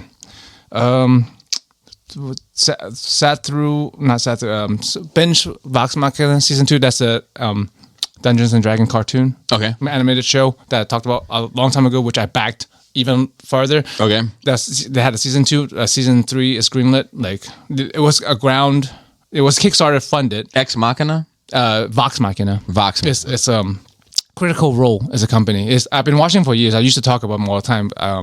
It's people playing Dungeons and Dragons, voice actors. Oh, okay. But they're actually friends, and they're actually just playing Dungeons and Dragons, and they record it, and they got so popular. They had a studio, they had a company, and they have merch now, and then eventually, like, it was like, well, we want to make an animation, and they had like I don't know $50,000 as their goal or something. They got like millions. Wow. Damn. It was like the biggest Kickstarter success like ever at the time, anyway. Wow. And Amazon picked them up.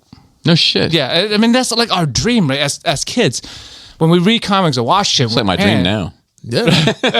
Yeah, I mean, like, you drew some comics, you know, like Yeah. it's like we always wanted, like we have stories in our heads, and we have our friends, and we have play make believe, and want to have comics, or like, oh, it'd be cool if we had a movie or video. Yeah. Like they did it. Yeah. Like, Sweet. they just playing. They got so good that like they get to see their creation come to life. That's awesome. Nice. And as a watcher of the original show, like the game, it's really nice because like these animations are based off of the campaign, and it's true. It's like true to source because I mean they're the one producing it, and like you see a lot of they have memorable lines from the game itself. They say, "Oh, I remember when that happened in game."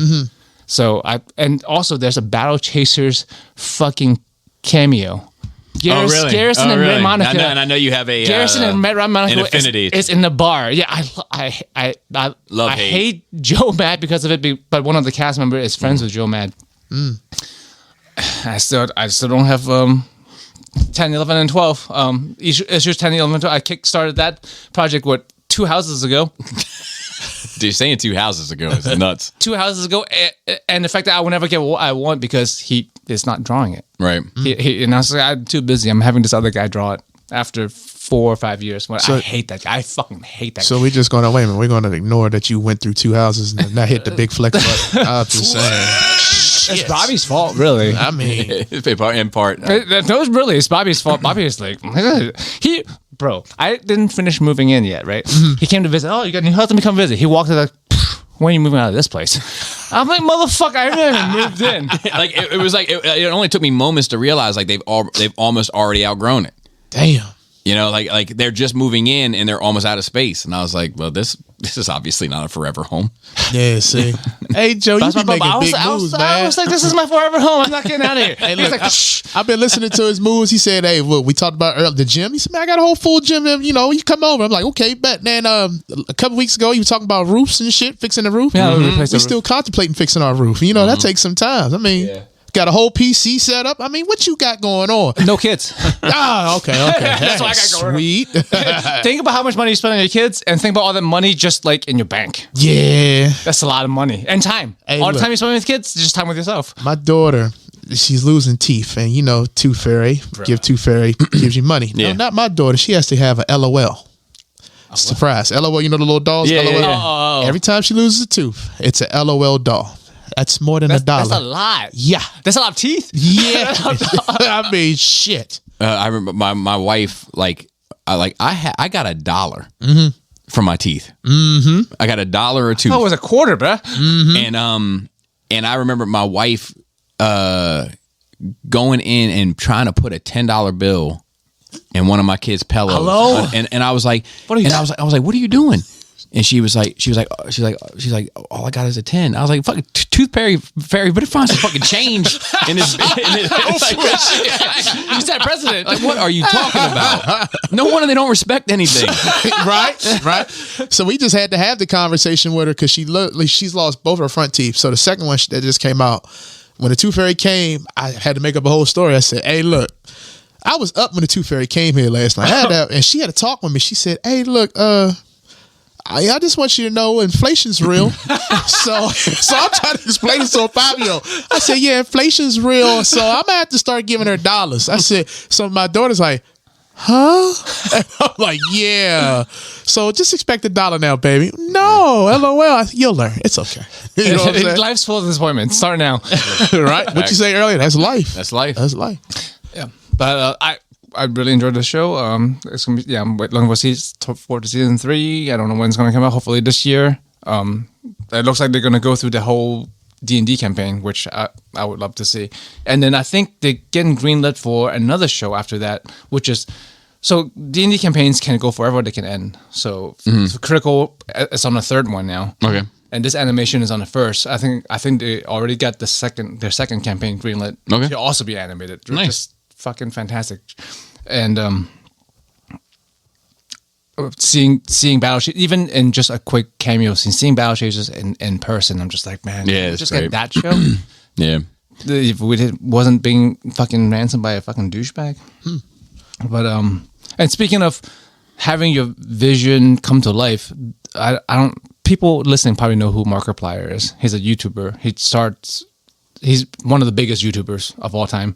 He has fuck you money. He started from just playing games, but then he's like a creator, a true content creator. He likes doing side project. He was in the Emmys, nominated for some shit or others, and he was talking about, not that he was complaining, he was talking about like people don't pay him no mind, like none of the reporters or nothing. Like I think they just don't respect YouTubers, and like I'm like, yeah, that's like boomer culture, because like probably Markiplier makes more money and it's like known by more people than a lot of these other Emmy celebrities that's being interviewed. No one's giving him time of day when he's making his own projects. But anyway, there's this $6 game, indie game called Iron Lung, really cheap but really interesting game that he liked so much that he just like went and made a movie out of it. He just announced it, like he just finished rapping. I'm just like, the ability that's a good use of fuck you money. Some people say when I have fuck you money, I would just use it as fuck you money to tell people to fuck off. But like someone who like takes his money, and be like, I'm gonna make shit I want to make. Right. And regardless of anyone wanting to watch it or not, I'm just gonna make it because I want to see it. I'm like, That's the key. Yep. That's the good shit. But yeah, I'm loving true content creators creating contents nowadays. That's what's up. And lastly, Pinkerton is helping Hasbro ruin Magic the Gathering. Talk about it. Goddamn Pinkertons! I've Fuck Magic. Go ahead, yeah, fuck Magic too. But never have I heard Pinkerton mentioned in a nerd culture in a good way. They're always villains in story, right? Like Red Dead Redemption, they're the fucking bad guys. They're bounty hunters or whatever. And in real life, it's true because that game was based on true story. Come to know the Pinkertons are like notorious like union busters. They are fucking thugs. They've always been around. And they're still around apparently because Hasbro hired the Pinkertons to like be goons to like go threaten this one guy. So you know how Magic the Gathering works is they sell cards. Yes. They sell cards That much I know. in a timely manner, right? And things come out, there's pre-release dates and people get hyped up for it. But also Hasbro is really fucking bad at managing Magic right now. The brand, their fucking image is trash. The card quality is even gone down. And the distribution fucking sucks.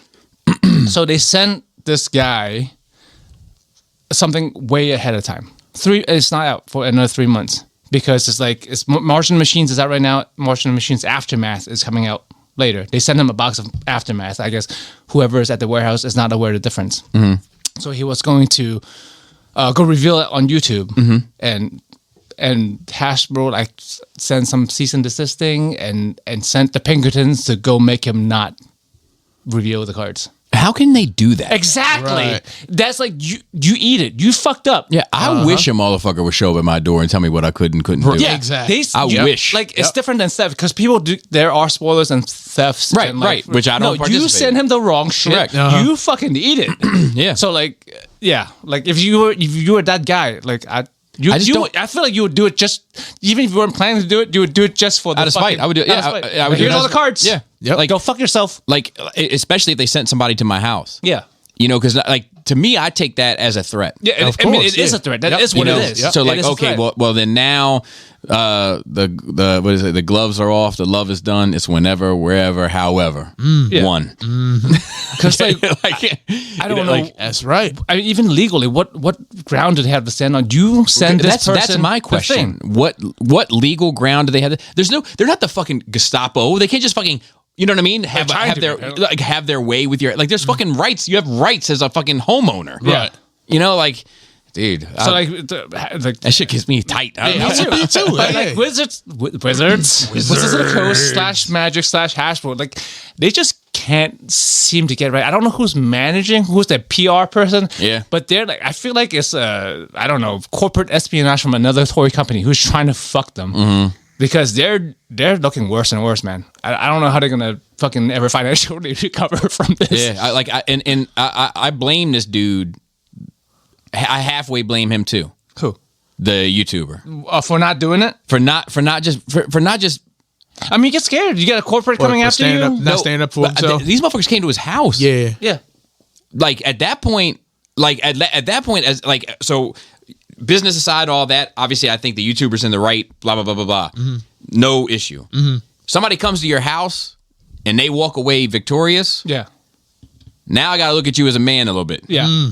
You know, like And also, you're setting precedent for other people. But like, oh shit, like, doesn't mean you're not a nice guy. Yeah. Right. You could be a very nice guy, but now I'm like, oh well, why don't I just come over and have my way with whatever the fuck I Exactly. like. I'm gonna go make a sandwich, and you can't do nothing about it, because you a little weak now to me. You know, you have to take them cards. I'm gonna make a sandwich Because You know what I mean? because a win for him would have been a win for us all. exactly. Yeah. And him, You know? like not doing it is the loss for it because everyone's like, oh, Hasbro has power. Correct. You just gave them more power. Correct. Yeah. So yeah, but I mean, I know tons of people have been getting out of both the official D&D stuff and the cards. You called it. I got out of the cards called myself. As much as I love what it used to be and Yeah. the game You were itself. balls deep. Yep. Like I still play with what I get now by singles, which is Secondary market. But I won't give them the money. Right. But that's it. That's my Nerd Week. I only have really one thing to offer. Because I've kind of interjected along the way, which is fine. So I'm having a bit of an issue with BBTS. Oh yeah, talking about mailing people. And I talked about this on Patreon a bit, but I'm going to rehash it here because the situation has had further developments. So I order a lot through BBTS, and this is in fact not a Flex. but a true statement that I probably spend upwards of $10,000 a year with them. Okay. So and maybe that ain't shit. I don't know. I don't know what their average customer expenditure is with. I don't know. It's still a lot of money. Yeah, regardless. but I think I should be at the very least respected. You know what I mean? for years. So for years, I mean, you putting $10 on the pillows for two, so yeah. No, not It's me. flex. No, still flex. Once you're married, me. that's a Not whole me. flex Not me. combined. That's a combined flex. so because if I had my way, Bop, bop, bop, funky chopper sound. I like that rhythm a little bit, don't you? but like, so I said, I pre-ordered a number of statues, and as I complained about recently with Iron Studios, one of my issues is they all seem to come out at once. Like they're the only statue maker I know that releases in waves. Yeah. You know? Yeah, that's not one at a time. It's wild. So of this most recent wave, I have 4 statues that were pre-ordered. The X-Men Magic that you see sitting right over there. The Nightmare Batman that's supposed to go up there. The Linda Carter Wonder Woman which is my last Wonder Woman piece for that shelf, and an X-23 that's supposed to go over there and be the second to last piece for that shelf. As you can see, Magic is the only one that showed up. Fuck Magic. There you go. See, this is the wrong way. Exactly. See, So I looked at my tracking, which I never do. I'm never that guy. Anytime I get a shipping notice, I just trust the force and say, go with the flow. yeah, it's, So I was like, I feel like that motherfucker should have been here by now.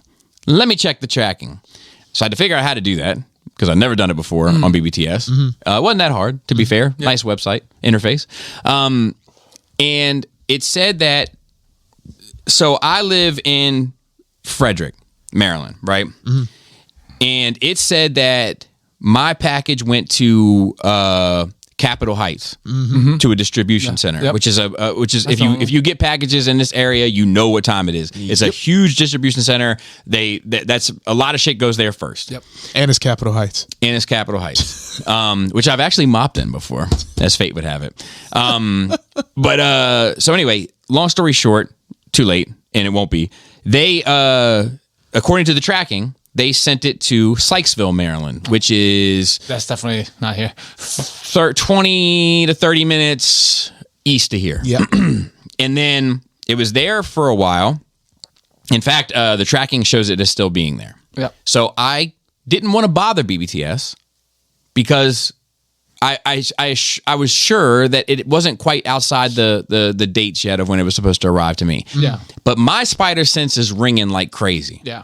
So I contacted Sykesville Postal Service. And I can tell you, it was an absolute pleasure. And I don't have much pleasure with dealing with the United States Postal Service. Yeah, but I'm surprised too. They had a phone number that I could speak to a human. The human talked to me, thought it was outside their scope of practice, got a manager for me. I talked to the manager. The manager starts tracking the fucking containers that they were supposed to be on. Says that, look, the container came here. Your package never left that container, and the container went to Frederick already. Contact Frederick is their best idea. Gave me the tracking numbers of the containers, like super helpful. Wow. Yeah. Called Frederick.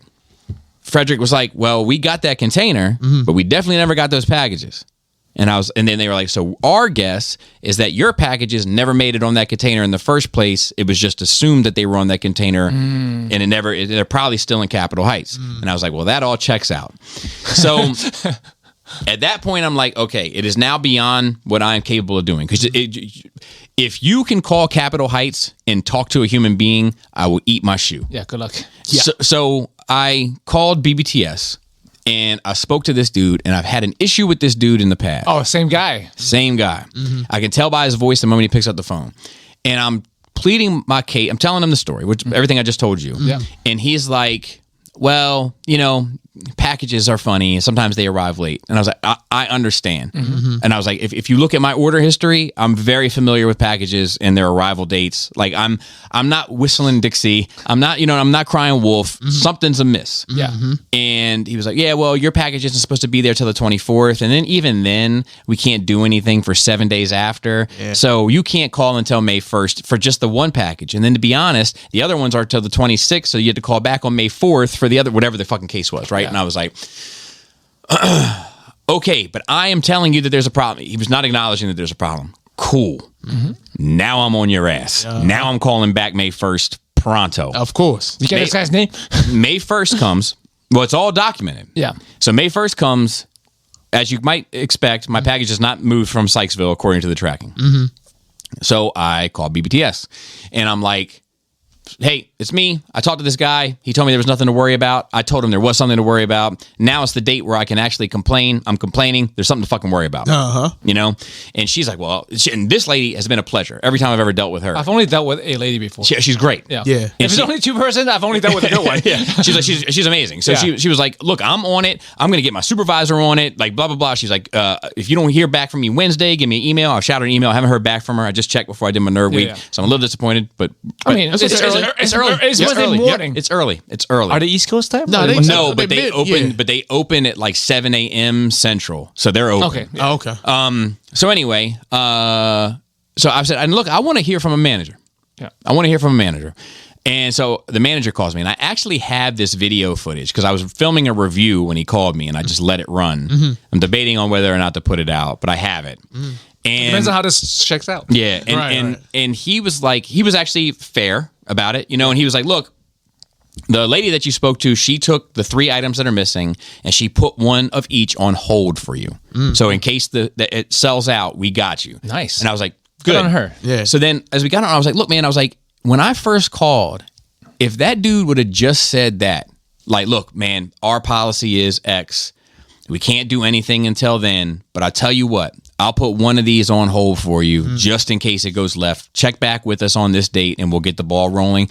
Completely different. I would have had a completely different feeling. I respect policy. I understand that everybody's got rules and regulations to live by, but he didn't. He acted like I was fucking out of my mind.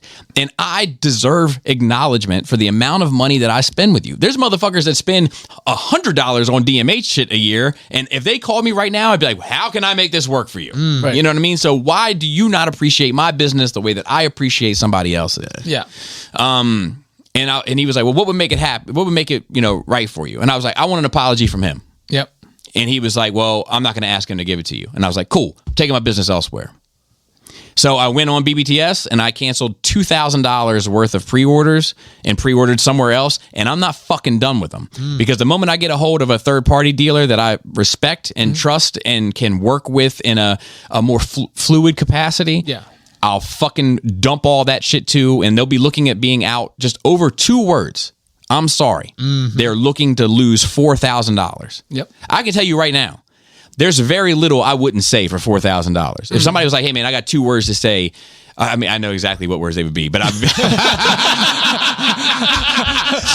sitting here like, go on. but arguably 2 of the worst words that you're supposed to say, and they would have to be in succession. Yep. I'd be like, look, man, I need to phone a friend. I would get Greg and Evan and I'd be like, look, if I say these 2 words, dinner on me wherever y'all want to go, and then the other 3,000's in my pocket. Hey, but Evan gonna look at you with the he's mean gonna face say the no. whole time. He's I'll gonna be say like, no. hey, I get it. He's He had gonna a say story no. behind it. It's bread. I'm gonna let him live. Evan would have been like, go on. But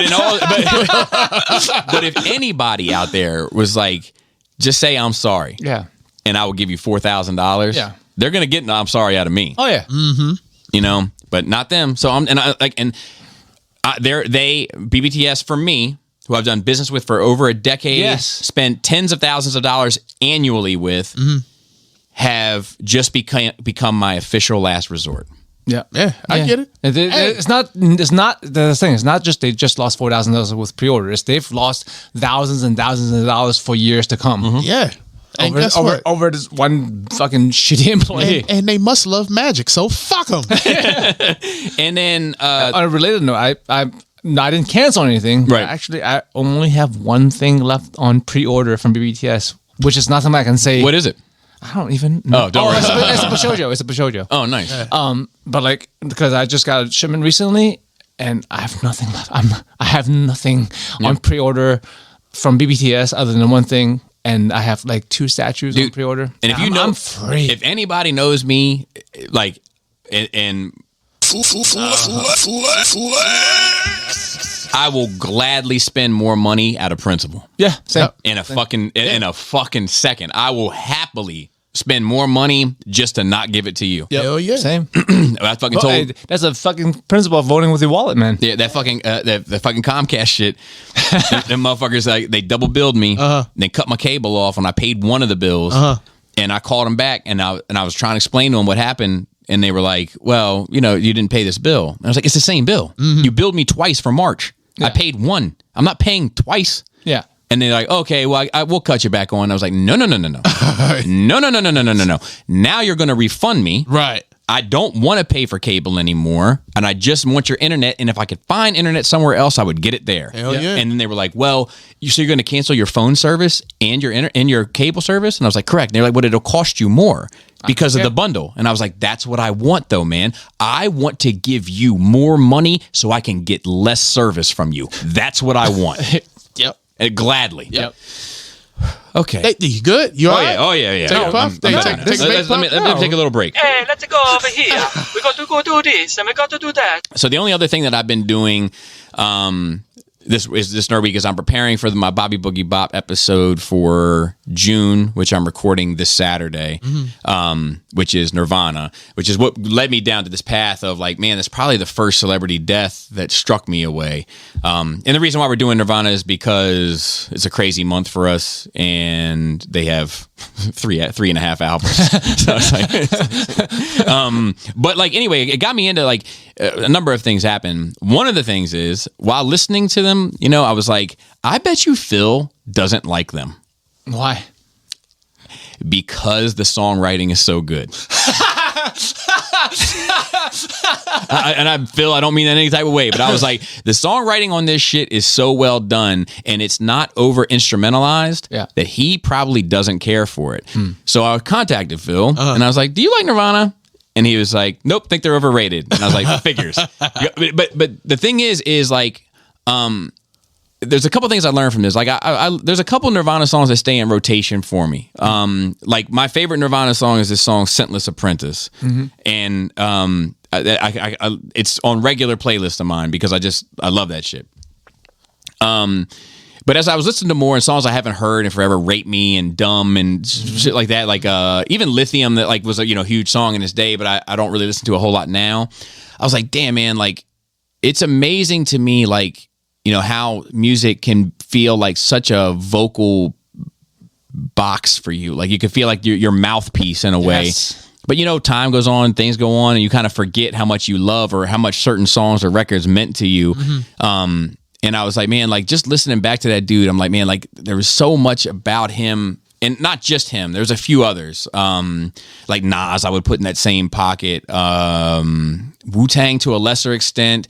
But Trent Reznor, I would put in that pocket of like Tori Amos. I would put in that pocket of like people that showed up on the scene in the very late 80s, early 90s that were definitely making a statement of like that old shit. We're getting it the fuck out of here. We're on a different vibe now. Like it's like it really is like the arrival of my generation, of like Gen X. It feels like I said, Unplugged was the first cassette I ever bought for myself. Like first time in music, I feel like, oh, this is my music. You know, the kind of like the voice of like of whatever from him. You know, like I always said, like to me, Trent Reznor is like the voice of dissatisfaction. Which I think a lot of us growing up felt like just dissatisfied with dissatisfied with the politics, dissatisfied with whatever was on TV, dissatisfied. I think that, you know, dissatisfied with college and our options after high school, just that's like something from our generation. I feel like, but like I feel like Trent was like the voice for that. But like I think that like that fuck it. Just fuck it. That attitude of Gen X is Kurt. Personified, like ending your biggest song, right, which I would say is "Smells Like Teen Spirit," but ending that verse with "Oh well, whatever, never mind." Like that is us. Yes, 100. You know, that's still me. That's still me, bro. And like when, fuck like, it. yeah, and it's like that, listening to it like now in my 40s and thinking back to like how in tune he was with the people of that time. I'm like, man, like I tip my hat to that dude, man. Rest in peace, Kurt. Hey, you've made music for me right now so deeper than what I just grew up listening to, because you know, I listen to rap, so it was just like I didn't relate to nothing because I didn't murder nobody, I didn't move weight, you know, and I'm just like, where the hell did you get all that from? Like I was real, like just thinking about like making this face, like where the hell did you get that from? Because when I'm thinking about my music, it was like I shot a motherfucker in the ass. I'm like, I can't relate to you on that one, bro. I had strict parents. We ain't play them type games. You know? But I think so. You may not have been able to relate to that, right? But I think that a lot of us, like on the hip hop side of things, like we knew that the majority of these motherfuckers, with the exception of like Nori and and a few others, weren't really killing people. Yeah, you say Nas. See, Nas wasn't doing stuff Exactly, like that. exactly, And if he was, he said it in a way that you wouldn't have understood it. And he made it conscious enough to be like depicting it. Right. Like, you know, like, and it was like, I understand the anger. I understand the frustration. I don't understand the act because I'm not a killer, but Right. I understand Metaphor. I understand of getting so angry and so desolate that you want to take action against anybody, that at a certain point when you can't trust anybody, everybody seems like an enemy. You know, like I get that. You know, I get that angst of it. And like, you know, and there's a lot of like, you know, I don't know. I mean, I can go on like even things like I think about like Wu-Tang's Protect Your Neck, right? GZA, who I'm not even a huge fan of in terms of the clan, in terms of generally speaking, great, but he's probably one of my least favorite clan members. You know, like that line of like, first of all, who's your A&R? A mountain climber who plays an electric guitar, but he don't know the meaning of dope when he's looking for a suit and tie wrap that's cleaner than a bar of soap. And I was like, man, I know that. I know that feeling of like, who are you trying to impress? People that don't know about what's going on out here, you know, and it's like that's the shit that I could relate to. But that's a far cry, you know, from like you know, like I point at Q-tip and he stays black as black. You know, like it was like that shit was cool too, but it wasn't speaking for me. Exactly. You know.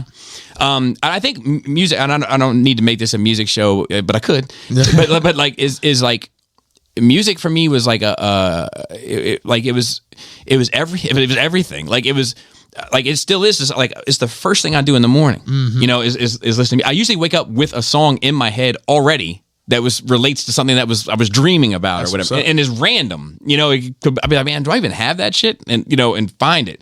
You have a notebook with the lyrics. I feel like looking at you right now, I feel like you have a notebook. You wrote down stuff like of mine. Yeah. Oh yeah. I mean, he does rap joints, but I'm just like, I can see young Bobby like, yeah. Well, woke up this morning, had a chicken box. What the fuck? But like, so like, but it was like I was fortunate that the world, you know, to kind of bring it full circle, was a very musical house, and like people were really into music there, and it was like music was 90% of the discussion, you know, and there was older, it was my friends Mario and Brutus, and there was two different generations. It was an older generation, which was Rio, and it was Brutus, which was like my generation, but like I looked up and kind of related more to the older ones because like they were more into it at like a, I don't know, a sophisticated level that like just appealed to me. And I'll never forget, like, you know, these were all like, they were street guys and they were sitting at a table and they were having a discussion about it. And I was like, they were kind of like more old school for the time and Rakim and Big Daddy Kane and this kind of stuff and Kool G Rap. And I was like, well, are you guys listening to Onyx? Are you listening to Nas? Are you listening to this next wave that's coming? And this dude turned around and looked at me and he was like, have you listened to Beastie Boys' Paul's Boutique? And I was like, I haven't. I know the, you know, the fight for the License to Ill album, but Paul's Boutique was like, to me at that time, it was like the album that people skipped. It didn't have any singles. It was like artsy. It was, you know, like, and they were like, you're not, and they told me like, your opinion isn't even welcome here until you've listened to that album. You know, and then I had to go back and listen and do my homework to be able to engage in that conversation. And then the moment that I got there and like, as like a 15-year-old kid and like Marilyn Manson is coming out and I'm like, man, who is this dude with the devil? And I'm like, I don't know about this. And dudes be like, no, you need to listen to this dude. Like you get past the silly shit, get past the surface shit and listen to the records, listen to the writing, listen to the, and I was like, fuck, like now I like this too. And now I like, and it just like, it opened my mind, like it exploded my ear because in my neighborhood, Nirvana and Guns N' Roses were the only two rock albums you were allowed to even talk about without being judged. You know, Hey Joe, are you watching this when he talks about music? Because I got you talk about you put music in your head. Let's let Bobby talk about music, and I'm gonna do this. Doom doom doom doom doom doom doom doom. That 8 Mile joint. Because Bobby be looking like he need to have a background song while you playing, bro. But like I mean, and like you know, and I get into like you know because like. That's why I hate taking the aux a lot of times. Although I did take it at actually I'll tell that story real quick at Evan's Space Party. One of my like highlights of that night. Right. I know a couple people there and there's a bunch of people I don't know. Right. And when it came time for the final round, I was like, hey, can I get the aux? You know, because I just wanted to listen to Hove. And Evan was like, yeah, take it. And she was like, there was a girl there that we had never met before. Right. And she was like, yeah, what are we going to put on? And my wife tapped her and was like, pointed to me and was like, he's taking it and he'll do a good job. And she was like, oh, him? Oh, I have no doubt. Just from the conversations that had taken place earlier in the night, like she knew that when it came, I wasn't there to play. Like not with the music anyway. Right, like I was gonna, but yeah, I mean that shit. And like I get frustrated sometimes, like at work a lot of times, like when people listen to like Jimmy Buffett or like background music and shit, and I'm like, man, like that shit is like you don't even It's like I don't even know how to describe it. It's like saying that you're into like. So I'm trying to talk to you about dark chocolate, and you're telling me how good a fucking blow pop is. It's like we're not talking about the same thing. Yeah. But it's funny because I keep my opinions mostly about other people's music to myself. Yeah. Because I don't want to fucking offend people, and because I'll tear that shit apart. Right. Right. But then, but people, I don't know what it is about me. Maybe it's because of the other shit that I'm very vocal about. They think that it's okay to like tear my shit apart. Like, you know what I mean? And most of the time, I just take it. Yeah. Because I know I can handle it. And if I go in on you, you may not be able to handle it. So like people make the drill jokes and shit. They have no idea what drill music is. They only know the little bit about what I've talked about it here. And it's the same thing at work. Yeah. Like the other day at work, I took the aux. Because we were doing something in this big room, and I was like, let's just listen to some music. And somebody was like, no drill. And I was like, dude, have I and I got tight about that shit. I was like, man, have I ever put on? I would never just put on drill for background music. You know what I mean? Like that's not how I play. Yeah. You know. Anyway, I don't know how I got here, but fucking. Hey, preach. Hey, bro, you was really into this joint. Yeah. But that's like. I don't know. It's just like I'm not like I like for instance, you ever heard of this group Suicide Boys? Nope. So they're like relatively new. They're kind of like borderline rap, borderline reggae, borderline alternative, like whatever. They got a huge following out there, right? They're not necessarily my cup of tea, but I think they make real music, and I think that they're good at what they do, and I like some of their songs. But I didn't know about them, and somebody was like, "Hey, check this out." And when they say that to me, I'm sitting down to check it out. I'm not putting it on the background while I have a conversation with you then give you some half-assed opinion on what my peripheral hearing picked up. No, I'm going to listen, and then I'm going to let you know if it's for me or not for me. Nice.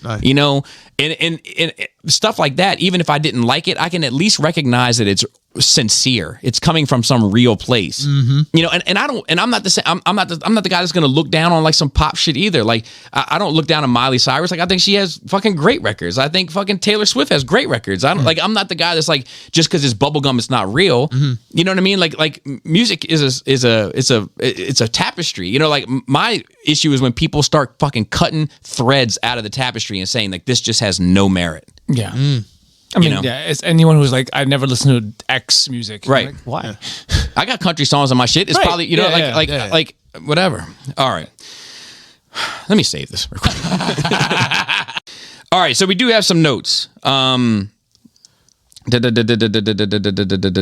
Okay. So, interestingly enough, we have a lot of notes. So Carrie Fisher got a star is getting a star on the Walk of Fame. Cool. Let's make some noise.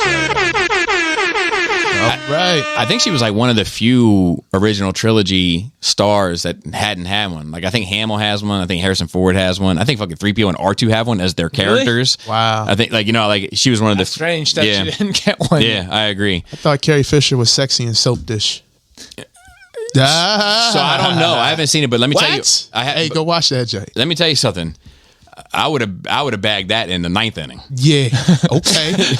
Just to say I did it. I heard that. If you see, I'm not softball dad.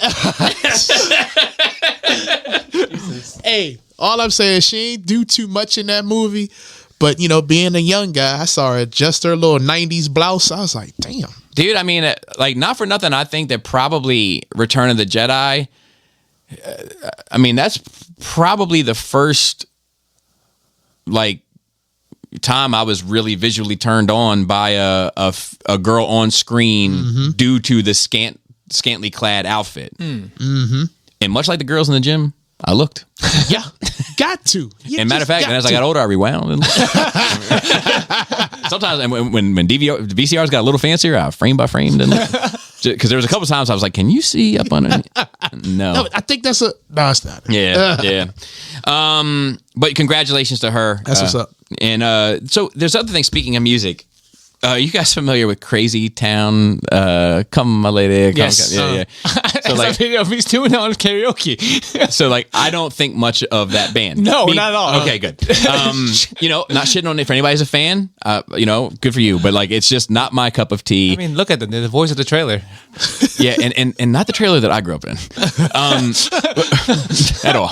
But like, at any rate, they just recently. I'll tell you what other song. They recently what? Yeah, hold on. I'll tell you what other song. It's not in the same exact time period, but I lump it in the same exact time period of another song that like was huge that I couldn't wait to get the fuck out of here. Was "You're crazy bitch on the same phone saying my man have been in the same." I was like, if you don't turn that shit off.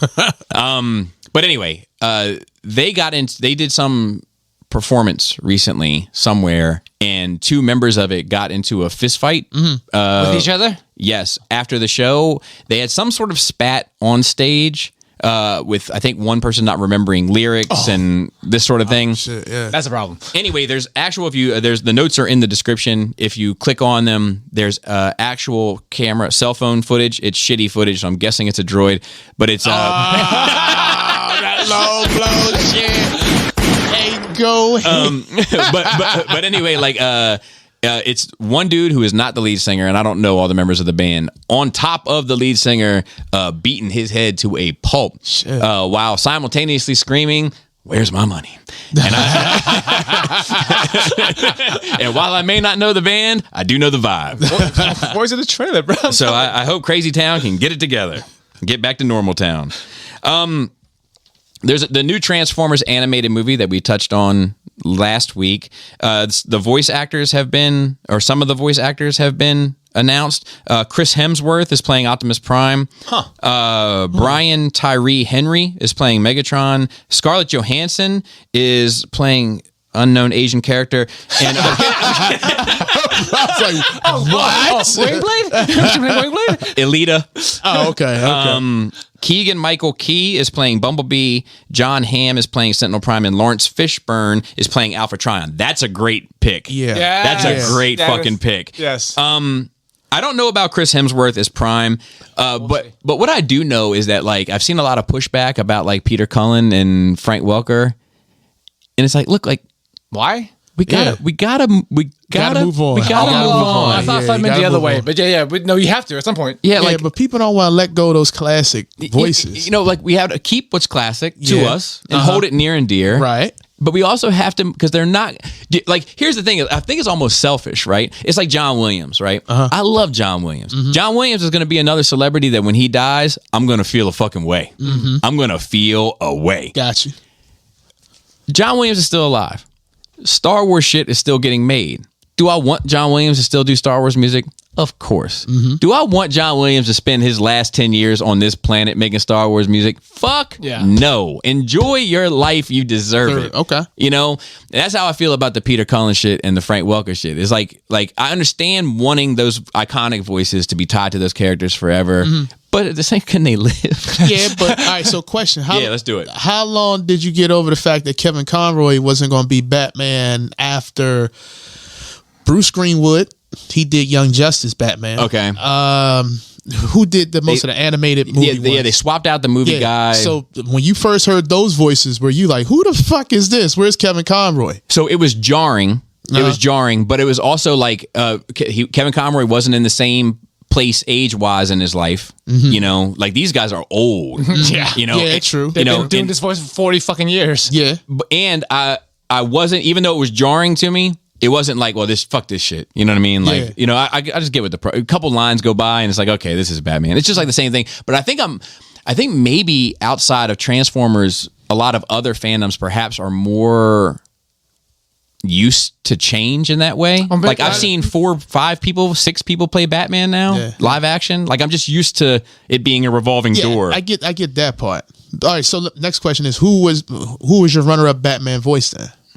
Because I like Bruce Greenwood. See, I'm not. Was he did a lot of the movie stuff? I know he did Young Justice. Who did the like the animated movies like Under the Hood and that stuff? Because that wasn't Kevin Conroy, but I kind of like that Batman voice. It was a little. I think voices are different for different franchises. I think voices are maybe more important to certain franchise. Like I think it's also like a legacy thing. If your franchise is known for changing voices or voices never matter versus your franchise had one voice for 40 years, now you're going to change it. I think there's a difference to that. Yeah. Sorry, Joe. Bruce Greenwood.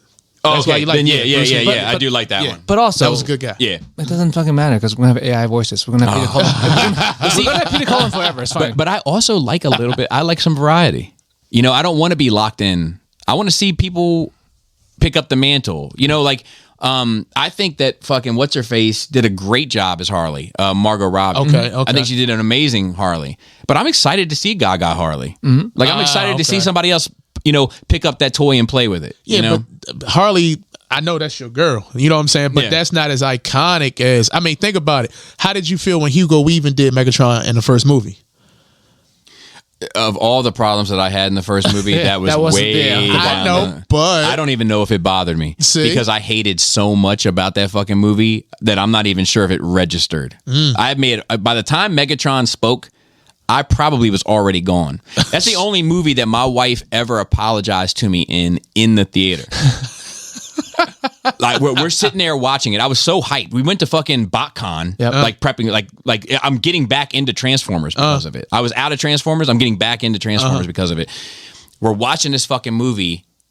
I'm like, I don't even understand what I'm watching anymore. Like I'm in awe of just how far off the beaten path they got. And my wife, I'll never forget. She just put her hand right on my thigh, and I looked over at her, and she looked over at me, and she said, I am so sorry. My condolences. right. So like, it didn't bother me. Okay. You know, and that's not to say that I don't want them to do it. Like, of course, I want Peter Cullen more so even than Frank Welker. I want Peter Cullen to continue it. That is the Optimus voice. Exactly. Yeah. However, I also respect his contribution. And I'm like, man, let that dude breathe. Yeah, I feel you. You know? Yep, I feel you. And it's because people haven't let them go for so long that is a problem now. Like if Beast Wars had a different guy, and then Energon had a different guy, and then Armada had a different guy, it would have been And then just live fine. action had a different guy. Yeah, and it then, would have been just fine. It's just that we'd be more used to it. never let him go. This whole fucking time, no matter what the fuck kind of genre it is in. Yeah, I agree. Speaking of Transformers, while we're on the topic, Rise of the Beast trailer. I did a sit down Saturday on it, but this past week, which I didn't even bother sharing it to you because I was like, he doesn't give a fuck. But thoughts on the trailer? I thought it looked good. There you go. Oh, you made that face. You know what? I'm happy. No, I hate being that guy. I don't like being the curmudgeon that says everything is shit. I said this. I think it looked tough. I think there's going to be some upset motherfuckers because I have this belief that Unicron is not going to transform. People want that. He's not even going to interact with Earth. Yeah, but He's not. But you know the diehard fans are going to be like, he didn't transform. I got to see him transform. I think the idea is probably going to be if he does transform, if he does, it'll be a post-credit scene. I want to give you that. I don't think he will either. I think the only part he's going to transform, you'll see his eyes. Yeah, they'll pop out of somewhere like. I think it's going to be Scourge will be Silver Surfer. Yes, exactly. And I was saying with Galactus. Yes, Unicron will be Galactus, and it's going to be Silver Surfer versus Earth. And you're not gonna see. You're not gonna. Well, it's just like the Fantastic Four movie. Like Galactus is not gonna be a person. Yeah, it's not gonna be a giant dude. I think they're setting it up for him to be in the next one, Unicron. But you know, like I think the Beast. I'll say this. I'll stay positive. If you want to hear me talk about how much of a piece of shit I think it is, sit down Saturday from last week. But here's my positive. I think that the Beasts are probably the best Beast Wars designs They look awesome. I have ever seen. But the concept is still dumb as fuck. I hate it. And I think they it's stupid. Well, yes, but I like the fact that they're like a mix of like No, metal they look and cool. Okay. They look great. I love them because I don't think as they've ever looked cool designs, before. But the concept is dumb. You don't like that the Autobots What are mixing you with disguising the as? Who are getting tricked by this fucking robot ass monkey? So I think big ass motherfucking monkey too, so, right? I think it's an ape. So I think So I think I can shoot at some bail. So first of all, I think they look great in the jungle setting. Right. Like it works. Like when the camera's panning and they're like walking through the river and shit, I'm like, I buy this. Okay. To me, they're like on these mountains of Peru or whatever, dense in the jungle. And I think they've kind of been like, is that what the fuck? I think there's probably like only 3 or 4 of them. Mm-hmm. So that they this dense jungle that man doesn't really go into. It's kind of like, is that a Bigfoot? But they don't really get so they're not getting over on anyone. They're just they're getting past. Yeah.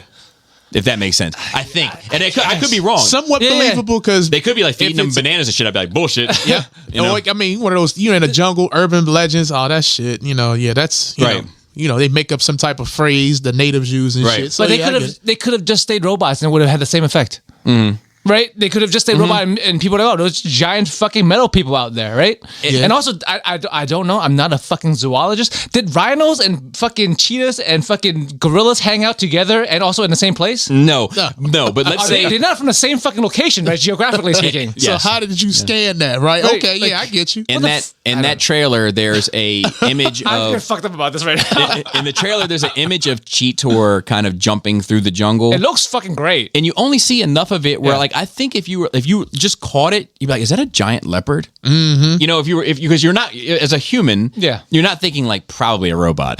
Yeah, right. You know what I mean? So I think they've done a decent job here of at least framing it in a way where if you squint and tilt your head, you can kind of given the source material, they can't do any better. Yeah, the source material is fucking dumb. That's a good way to say it. Given the source material, they couldn't do any better. I think that's even in the fucking show that what did they come? Fucking 3 million years ago? Yeah, they went back in time. We have cheetahs and fucking gorillas and rhinos back then? No. Not at all. That was dumb. What about tigers with wings? We had those too? Yeah, dumb. You don't have to convince me that Beast Wars is good. Because you won't. But people love Beast Wars. I know. I get mad about it. I get it. The story and stuff is cool, but there's just some things I can't get over. People as a man of science. Some people love communism. The only thing that I loved the most about Beast Wars was Ravage. Wow. That was it. Ravage when he came because he was G1. Yeah, but it was just his whole presence. He comes in double wielding guns with the lasers, and he had that voice. That's wild. He was as a person. Leader Ravage at your service. I'm like, damn, this dude is official because he ain't talk. Picked up, but he was like. Russian accent. Yeah. He was human. He was like people shaped. Yeah, but turned into a tape. God dang. How you turn into a human, but you still turn into a tape? Well, how are you going to turn into a tape if a tape was invented? Right. What were you turning a tape for back in the day? When you know back? What? Beast Wars. You know what? Beast Wars. Y'all stupid. Yeah. Oh, my fault. Y'all ain't shit. Yeah. This is the wrong way. Yeah, it's out the way. All right. So then the other note I have a few more, but Mattel and Hasbro joined forces. I don't know if they've ever done this before. I'm not 100% sure, but they have a licensing deal. It's very kind of surfacey stuff. Like they're doing Transformers, Hot Wheels. They're doing like maybe some Barbie Lego stuff or whatever. Not Lego, but Hasbro. I think it's desperate for money right now. They're doing fucking bad because they're. Well, I don't think Mattel's doing great either. I think they might both be in a weird place. They doing right. They came together so they can add more Pinkertons to their little flex squad. So they can run up on you. Probably. So Barbie is getting a Monopoly game. Who isn't? That's probably a Bobby Schofield Monopoly game. You just don't know about it. Right. Hot Wheels is getting the Transformer stuff. So it's like stuff like that. Uno. So it's like it's not really. I mean, it's a crossover for sure, and it's licensing agreements for sure, but it's not like invasive. Yeah. It's not a very invasive. Like if you saw like I was on the Zoom meeting and we were joking around that like the way to do it would be to make Barbie's dream car transform. they make everything else transform anyway. Transformer. RC. Make it a Titan class. You know what I mean? So you can fit the real Barbie in it, and then transform it into you know what I mean, like a Barbie robot. A Barbot. They can haslab it. I'm Transformer Barbie. Yeah, that's the commercial. They have a Transformer Barbie. More than meets the thighs. In the second movie, isn't there a fucking college girl that's also a Transformer? Some shit like that? Yes. She's a pretender. I can't believe she's getting a movie. Barbie is getting a movie. It's not out yet? It doesn't look bad. No, it looks interesting. It looks funny. It looks fun. Yeah. My wife like the she song looks like Barbie she Girl. liked it. Yeah, she liked it. But it's that's too much. Too much for me. Okay, so we'll just stay on Barbie for a minute. Oh, let me. Maybe. So Wait, I think I know what you're talking about. Barbie is coming out with a Oh no, I'm not talking about this. I'm not Down talking syndrome, about this. Down syndrome Barbie. I'm not talking about Yes, this. thank you. Let's talk Are we about. gonna leave it alone? Can we talk about? I want to say this. Nope, not touching it. Look, first of all, let me It's say fine. We made it past 100. this is not meant to be offensive to, Yes. Obviously. to Down syndrome and I like Right. look my Jaina is autistic. If they made an autistic Barbie, I'm still gonna get them jokes off. But that's not even where I'm coming at with this. But this is all right. So let's be honest. Let's be honest. Can we be honest? Just be honest, okay? When you first saw it unveiled, right? What was your initial reaction to it? I'm so sorry. My wife showed me it, and it's how she said it, and then showed me the picture. I was like, I shrugged off the laugh by saying, "Go ahead," because it was. She was like, "No, this is how she said it. Look, Barbie got Down syndrome." What? Yeah. I said, "Go ahead," but I'm like this. So my first, like I don't know what's good and bad in this. This is okay? gonna get cut out and put on Patreon. That's what It I'm might having. be. It might be. I was like, man, it's not enough Down syndrome in this unit. You know what I mean? Like, It's like, is this representative enough? I like. So here's the thing. I that sounds funny. Like if they No, were, I get it. If they were not to have set it up that way, Yeah. and they just showed the doll, Yeah. I wouldn't have thought it was anything different about it other than the eyes look a little different, but not like just be like there's just a new designer in town. Yeah. Joe, you saw it? You saw it? Yeah. You saw it? Yeah. So I showed it to a lot of people that I work with, right? And they're not toy people; they don't give a fuck. But I'm showing it, sharing a little group chat, and their initial reaction was the exact same as mine. Yeah. So then I got to sitting there thinking about myself, right, and others, and I was like, damn, what the fuck is wrong with us? Like it's not good enough. Like we want that motherfucker to be capital R. Ridiculous, you know what I mean? Like you want that full fucking balloon, like turn that motherfucker up. You want to Get that motherfucker going. Like you want it to be like all the like, you want it to be all the way. You see what he did? You saw him. Yes. We were the full.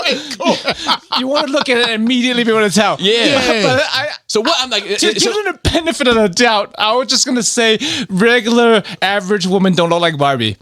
Hey, that's true. Okay. That's true. Yeah, Right? That's true. Facts. They're showing us So it's like a- an it's a- idealized version of what. Okay, Right. I like that. Right? I like that. That's a smart way to look at that. Uh-huh. That's a smart way to look at that. But I was like, damn. I was like, because then my brain Because I went there too, and it's like, but I had to think about it for a minute. I'm like, then my brain went to the next thing, which is the design process. Oh, and then who got stuck with having to do that? and in my brain, at some point, Bruh. yeah, like I wouldn't think anything. Yeah. No. At some point in my brain, Yeah. there's a guy who has to sign off on this, right? This guy had the fucking. And he had to walk through those designs and be like, oh, too much. Go ahead, Bobby. I'll I mean, break though. you know what I mean? Did like turn that one up. That was not enough. And then eventually came across one and said, perfect. And that was being nice. He was being nice. And I just think it's I know. Hey, look. God, everyone had a job. Yeah. Hey. Okay, this is the only thing when I Whose talked to her idea about, was it in the first place? That's what I'm Like, saying. Let's Yeah, make that's what one I'm of saying. these. My thing was, why do you need to have this? And my wife's like, it's for inclusion. I said, it's a toy. Toys are like comics or my TV shows. It's a chance for the person to get away from their reality. And I feel like for a little girl, she might have Down syndrome, but she has a perfect looking Barbie doll.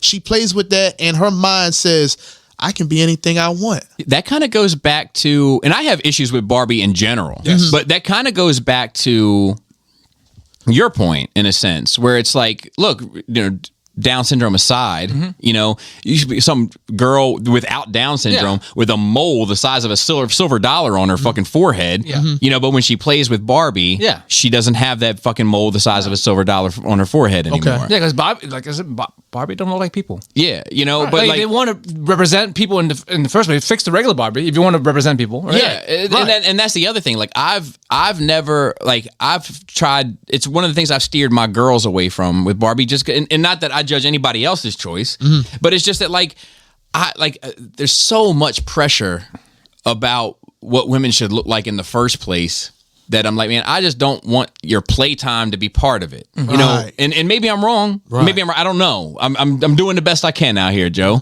But like, but I think that this adds just another very strange layer to it. Yeah, I mean, there ain't no fat Barbies. Why ain't no fat Barbies? Right.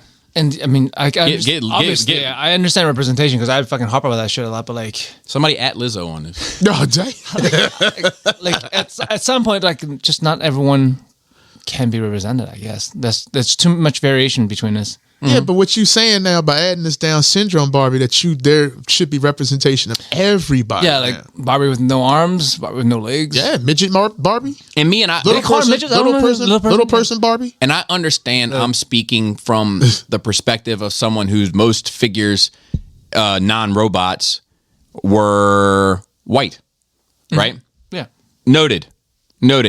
Doesn't mean that in the fucking sandbox I didn't get fucking roadblock, that he didn't get busy in the sandbox, that fucking, you know, that when I played that Psylocke didn't get busy, Bishop didn't get busy. Like, to me, none of that shit mattered. Yeah, it was like what mattered was, do I know this character? 1, yes. Okay, do I like this character? Yes. 2, will my dad buy me this character? And that was it. You know, like, all the other shit be damned, you know? I don't know.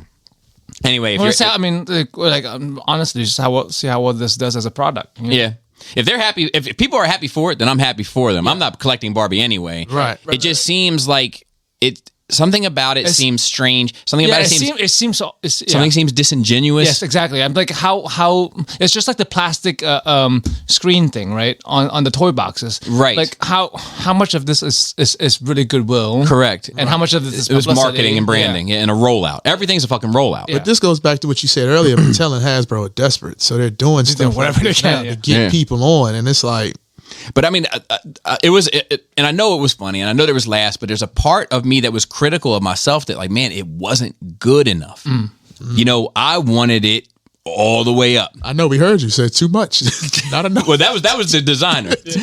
But I mean, for me, I was almost a little disappointed. Yeah. You know, like, you want to be able to look at it and tell what it's supposed to. So, like, what the fuck is wrong with me that I wanted that shit cranked up to 11? You know what I mean? Like. Are they gonna have a Down syndrome Ken too? I don't know, but it says something strange. It just brings all of this shit about humanity's natural fucking tendencies up that I think is maybe worth at least discussing. But at the very least, it's scary in some ways. Not the doll. Not that I don't mean that, but that it's like when you start questioning, like, why do I feel a way about this? And then, like, I mean, I remember being a kid. I remember take the shit, like the mental shit out of it. Like, there was a girl that I went to school with, came here from India, and in India her leg got run over by something, and they fucking cut it off above the knee. And I'm in elementary school, and she hated this fake. She had a prosthetic leg. She fucking hated it, found it uncomfortable, et cetera, which I totally get. She liked to just crutch and, you know, and crutch and what was that?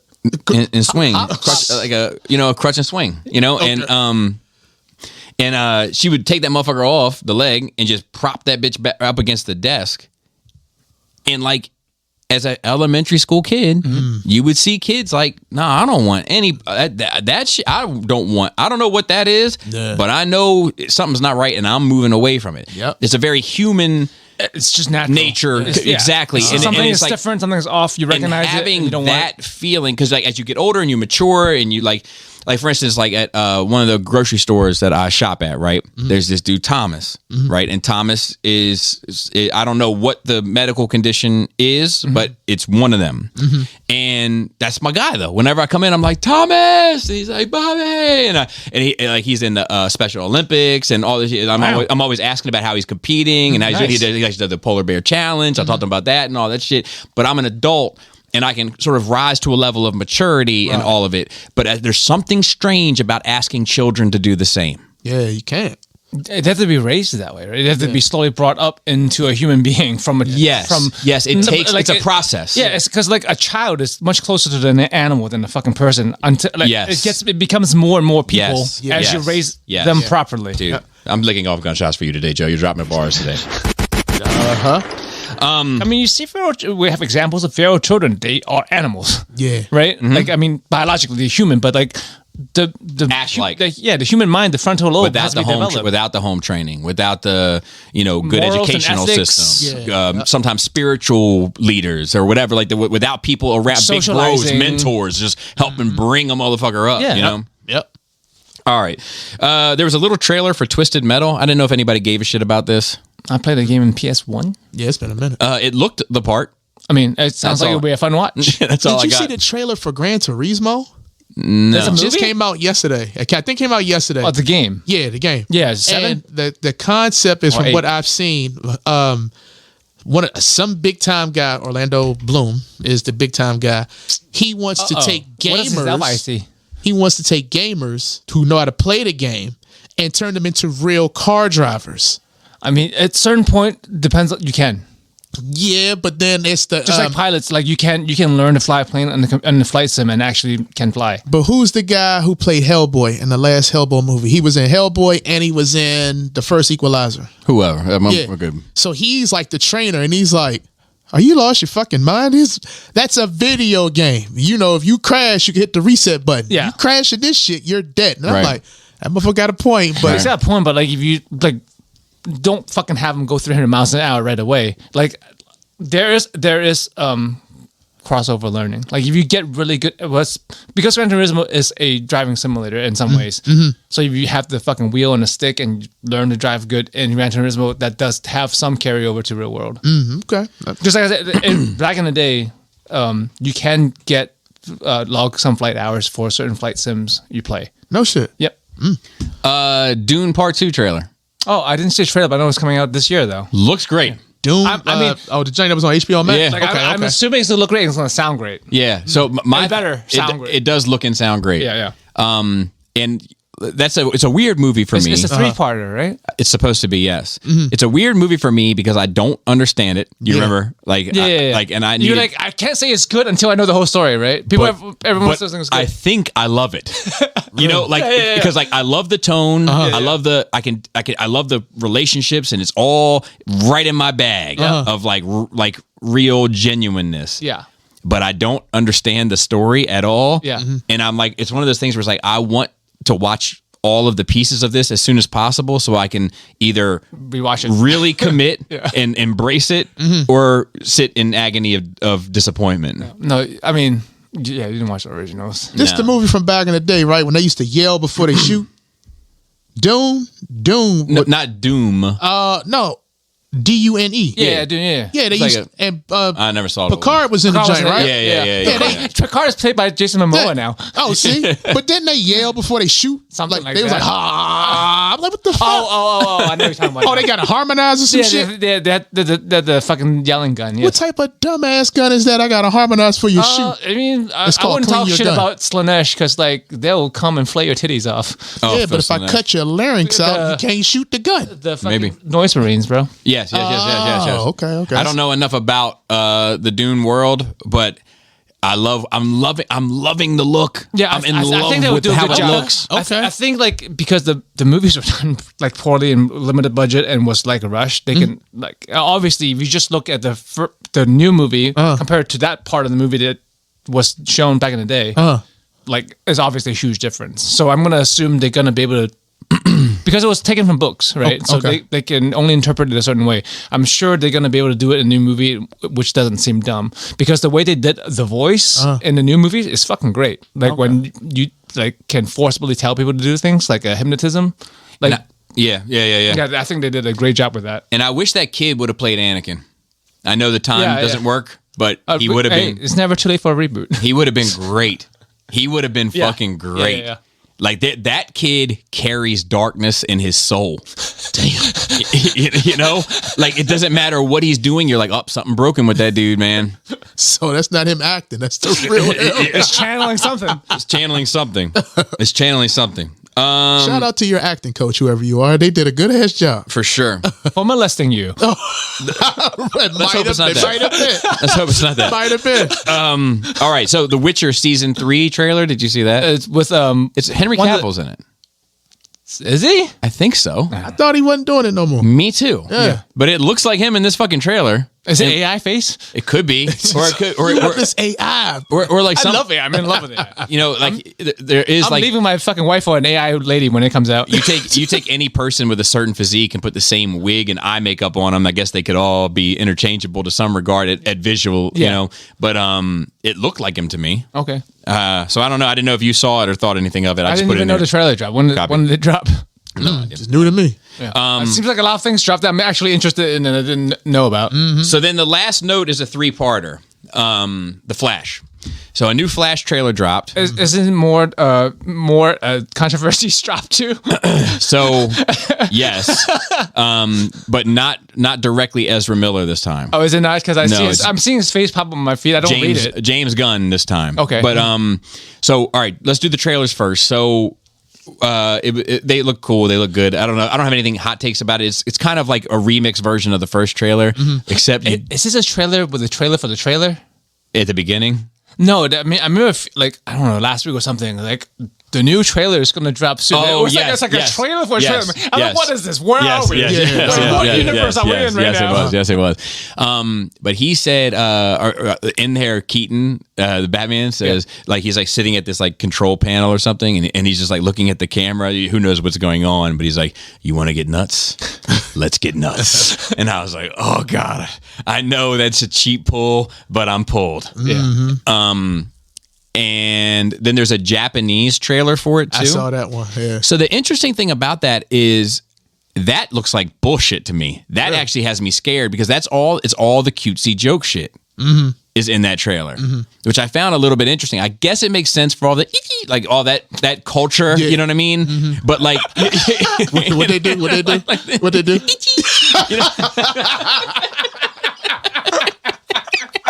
Fuck me up. Nailed it. Hey, go to Japan. You fit right in.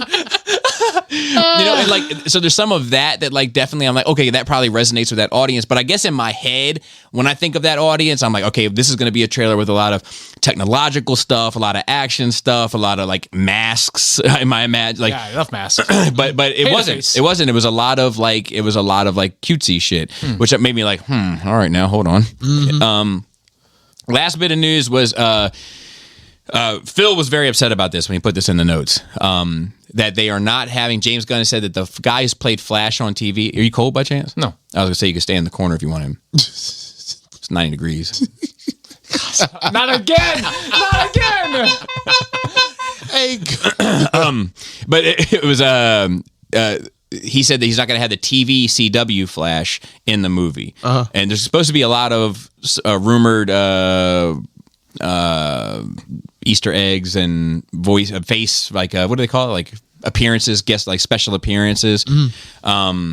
But that Flash is not going to be in it. And Phil made a good point of like, you know, that Flash has put a lot of time in on that TV show. The TV show was pretty popular. Yeah, it was. You know, it had Ezra Miller in the show. Yeah. but you know, Grant can't be in the movie. That's Wait, fucked I up. mean, whose choice was it?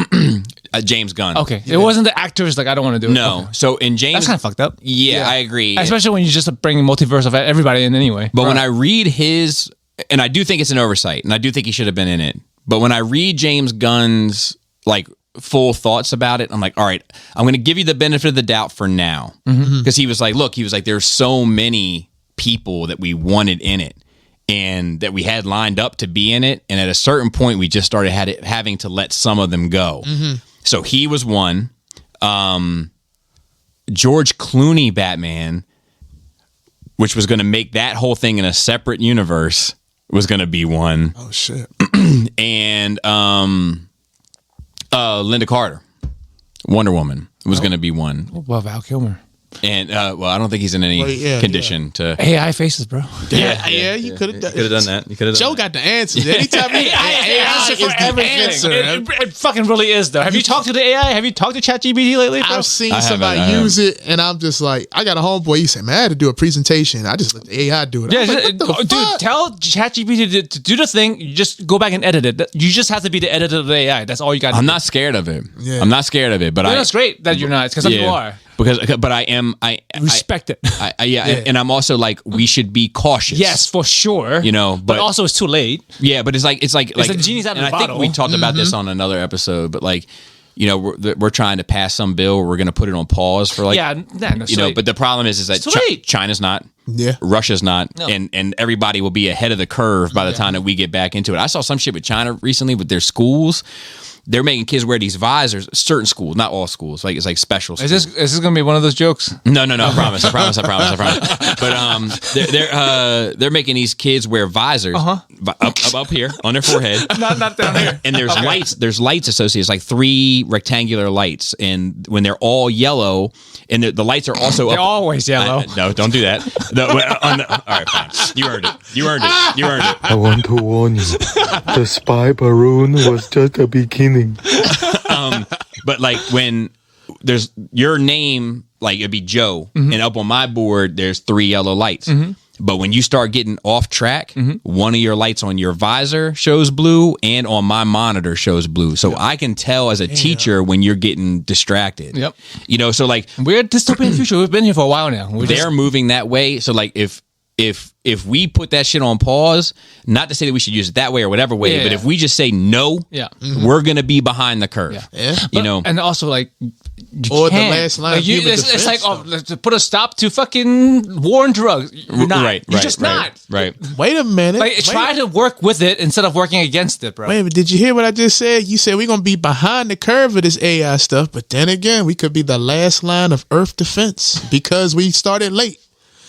But a lot of us are already indoctrinated. A lot of us are going to be like, nope. And I think they're going to already be more advanced. They're like, we won't be able to defend ourselves as efficiently because they'll be using that. With AI, trust me, if they're using that that technology for education, trust me, they're using it militarily. Yeah. I mean, just think about even in terms of fiction, right? Just think about what Jarvis did for Iron Man. Imagine no Jarvis, right? Yeah. Like Ironmonger versus Iron Man. True. Iron Man has Jarvis. It helps. True. I also saw something that they're trying to make decisions. It helps look at things you're not looking at. Like, Friday might have been a little bit smarter though, because she got Captain America. Yeah. She's like, I got you, boss. Yeah. Kick his ass. It's similar. They're trying to make this other thing that was like similar to like glasses, like that you would wear. It's not AI in the same response, but it's just like a technological advancement where you could actually like, it's not a laser beam, but it's some sort of like laser type thing that you can like use like laser eyes.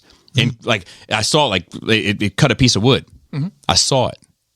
You saw it go up here. Yeah, God, son of a fucking bitch. That's a Pinkerton.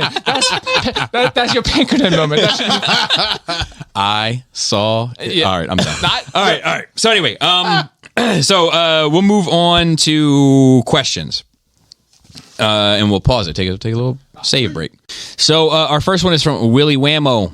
He says, congrats on 400, a wonderful milestone. I wrote in previously talking about how my opinions with movies and such are usually vastly different from others. With that being said, here are some of my hot takes.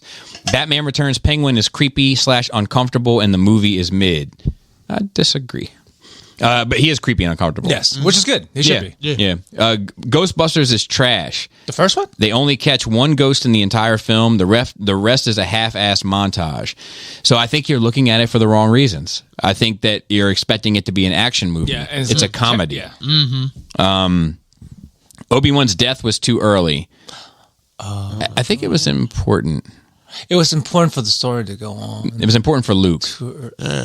I can see that having them have more time together. Yeah. Would help. Yeah. I don't think that opinion is particularly wrong. Jar Jar isn't as horrible as everyone says he is. I think you're wrong. That's my man. I like Jar Jar. I think you're wrong as well. I tried to defend that motherfucker for years, dude. For I years. even tried. Dude, I tried valiantly. The Obi-Wan show was entirely pointless and boring. I agree. Yeah. Yeah, mostly. Yeah. I did like to see Obi-Wan. Was there really a point? It could have been something. Yeah, it could have been great. Was it really a point of Vader Obi-Wan round 2? There could have been if the dialogue had been meaningful. Yes. If they could have really got some shit off their chest between the two of Yes. them. But I feel like they got Some of that it. off. They got some of it, but it was still Wait, so wait a minute. surfacey. Why are you still? Let's talk about it like we actually fighting. Why am I still beefing with you if I cut your shit off on a volcano? Anakin now has been repaired. I get it. You mad, motherfucker? You cut my hand off, my legs, and you left me to burn. He didn't want to cut his legs off. Yeah, he was. Yeah, he but- hand wanted was to kill forced. him. Right. But Obi should have, we kind of chill out now. I've turned into like this recluse. I've probably been drinking a little bit of Banter juice. I'm just like, what the fuck? I don't have no beef with you no more. I mean, if me and you fought, I cut your shit off. Hey, Joe, I beat you the last time. You want to do this again? Whose career was shorter? Obi-Wan and in the original trilogy, or Obi Trice in this world? All right, forget it. You guys aren't any fun. He says Solo is incredible. I disagree. I think it's good. Good, but I don't think it's incredible. I don't remember it. And he said thanks. He said It's not bad though. If you don't remember it, it's not bad enough for you to remember that it was bad. Yeah, exactly. He said thanks for hearing me out. Hope it wasn't a bother. It's never a bother. No, he stopped by his stream the other day. Exactly. And then he said this was sent from Joe's 3D printer. Johnny D. He said, "Sup Rangers? As a child of the 80s, I love a good TV intro. For me, it sets the tone, gets you in the mood, gets you all slathered up for what's to come." And let you down with poor quality that doesn't match up to the fucking. That's also true. It almost feels like a call to action in a way. I agree. Now, don't get me wrong. I think the skip intro feature is one of the greatest inventions in the 21st century. Second, maybe only to poopery. But that, you know what? Poopery still can't fuck with a lit match. No. A lit match gets that shit the fuck out of here. It's a chemical reaction. You Yeah. burn that shit off. You have matches this in your bathroom? Well, poopery is not you should. candle. I think you should. I don't, Yeah. but I wish I did. My poopery is on standby. You gotta have that. But that said, what intros, if any, do you never skip? For me, it's Succession, The Sopranos, Star Trek, Next Generation. Thanks for everything you do. You guys give a great pod. So Sopranos intro was one. I mean, you couldn't skip it back in the day, but now I would never skip it. The fucking the montage of it, the music of it, the whole by the time that shit gets to like where he's pulling into the driveway with it, got yourself a gun. Yep. It's like it's so good. It's so good. Other intros that like stand out that aren't like cartoon intros from the 80s. I'm trying to think. I always like the Oz intro. The Wire. yeah. That joint was cool. But The Wire though. Yeah. Because every season they changed up their artists, so I liked it, and I came in on 4th season. So That's right. It was a different singer, same song. Yeah, different singer. Yep. And Justice League, you can't. Justice League Unlimited, you can't get rid of that. Yeah, dude. Even the first one, you couldn't. But that Unlimited, that music and everything. Batman the animated series, never. Yeah, that's true. it's true. X-Men. X-Men too. Yep. Yeah. But in general, like nowadays, whenever I watch a new show, I would watch the intro once, and then I'll skip it from then on because I don't want to see it at least once. Now, same. Now I'll tell you, Laura has very low standards on the intro, and she loves watching it. She loves watching it. She hates to skip an intro. She's like, let's just let it go. Let's get you in the mood. I'm already in the mood. I'm already sitting down to watch the show. Right, I'm already. I don't need appetizers. Like I just want to give me the food. Appetizers being part of the food. I don't need to come up before. I'm with you. Ready. But I think you have to watch The Simpsons because it's always different. Oh at the yeah, end. you have to. That's a good one. That's a good one. You have to because it's 3 different things that are different. Yes, the writing, the saxophone solo is different. Yeah. The writing on the chalkboard is different, and then the couch, obviously. Yep. So you have to watch it. Paul C. Congrats on 400. It was by far the most understandable and coherent milestone episode to date. Was it? I feel like it was a little bit unhinged. Yeah, in my head, it was the worst in terms of coherentness. It was like everywhere. Because usually, because this time it was a lot of people that were on the pod. You were on the pod. Casey was on the pod. Like So the mics got passed around a lot. In the past, It's like this table. and it's then, usually like, the table and like one mic gets passed here and there. But, you know, he said, this week's question is a follow-up to something that was brought up on that episode. In response to a question from Matt H., everybody in the room replied with an emphatic yes when asked whether or not men should manscape. We are the generation that has really championed this movement. But that means we all transition from manly 70s jungle bush to the modern public equivalent of a hipster bartender's mustache. I won't ask you about your pubic styling, though you can certainly volunteer that info if you want us to picture it the next time we see you. That's shave. Yeah. Hey, the carpet matches the drapes. But what was it that made you decide to start keeping things trimmed down there? Was there a specific event that triggered it? Was it at the request of a significant other? Did you come up with the idea on your own? Inquiring minds want to know. So I think I got in a super freaky bag one night, and I was just like, I'm going for it. And then when I did it, Laura preferred it, and then asked to keep, and then like, say less. If you're going to suck on it, I'll keep it however you want. Yeah, I don't put my mouth on it. You put it in your mouth. Like, I'll tattoo that motherfucker. You know what I mean? Like, you got to cater to the audience. yeah, exactly. Cater to the audience. Yeah, no, I mean, like I've always been self-conscious by the image, like aesthetics and stuff, and I don't think humans should have hair from the neck down. That's like a leftover from animal shit. Like I prefer my women with no hair from the neck down, so I'll do the same. I wish but I'm a hairy motherfucker, man. It's Mediterranean genes in there. I think I might have been against the grain with y'all that night. So I said, no, guess what? I have a beard and I'm hairy down there. And because I'm losing weight, I can actually see this shit now. And I'm just like, it's going to stay right where it's at. Yeah. All right, man. Good. Hey, hold on strong, man. You know what I mean? Keep it old school.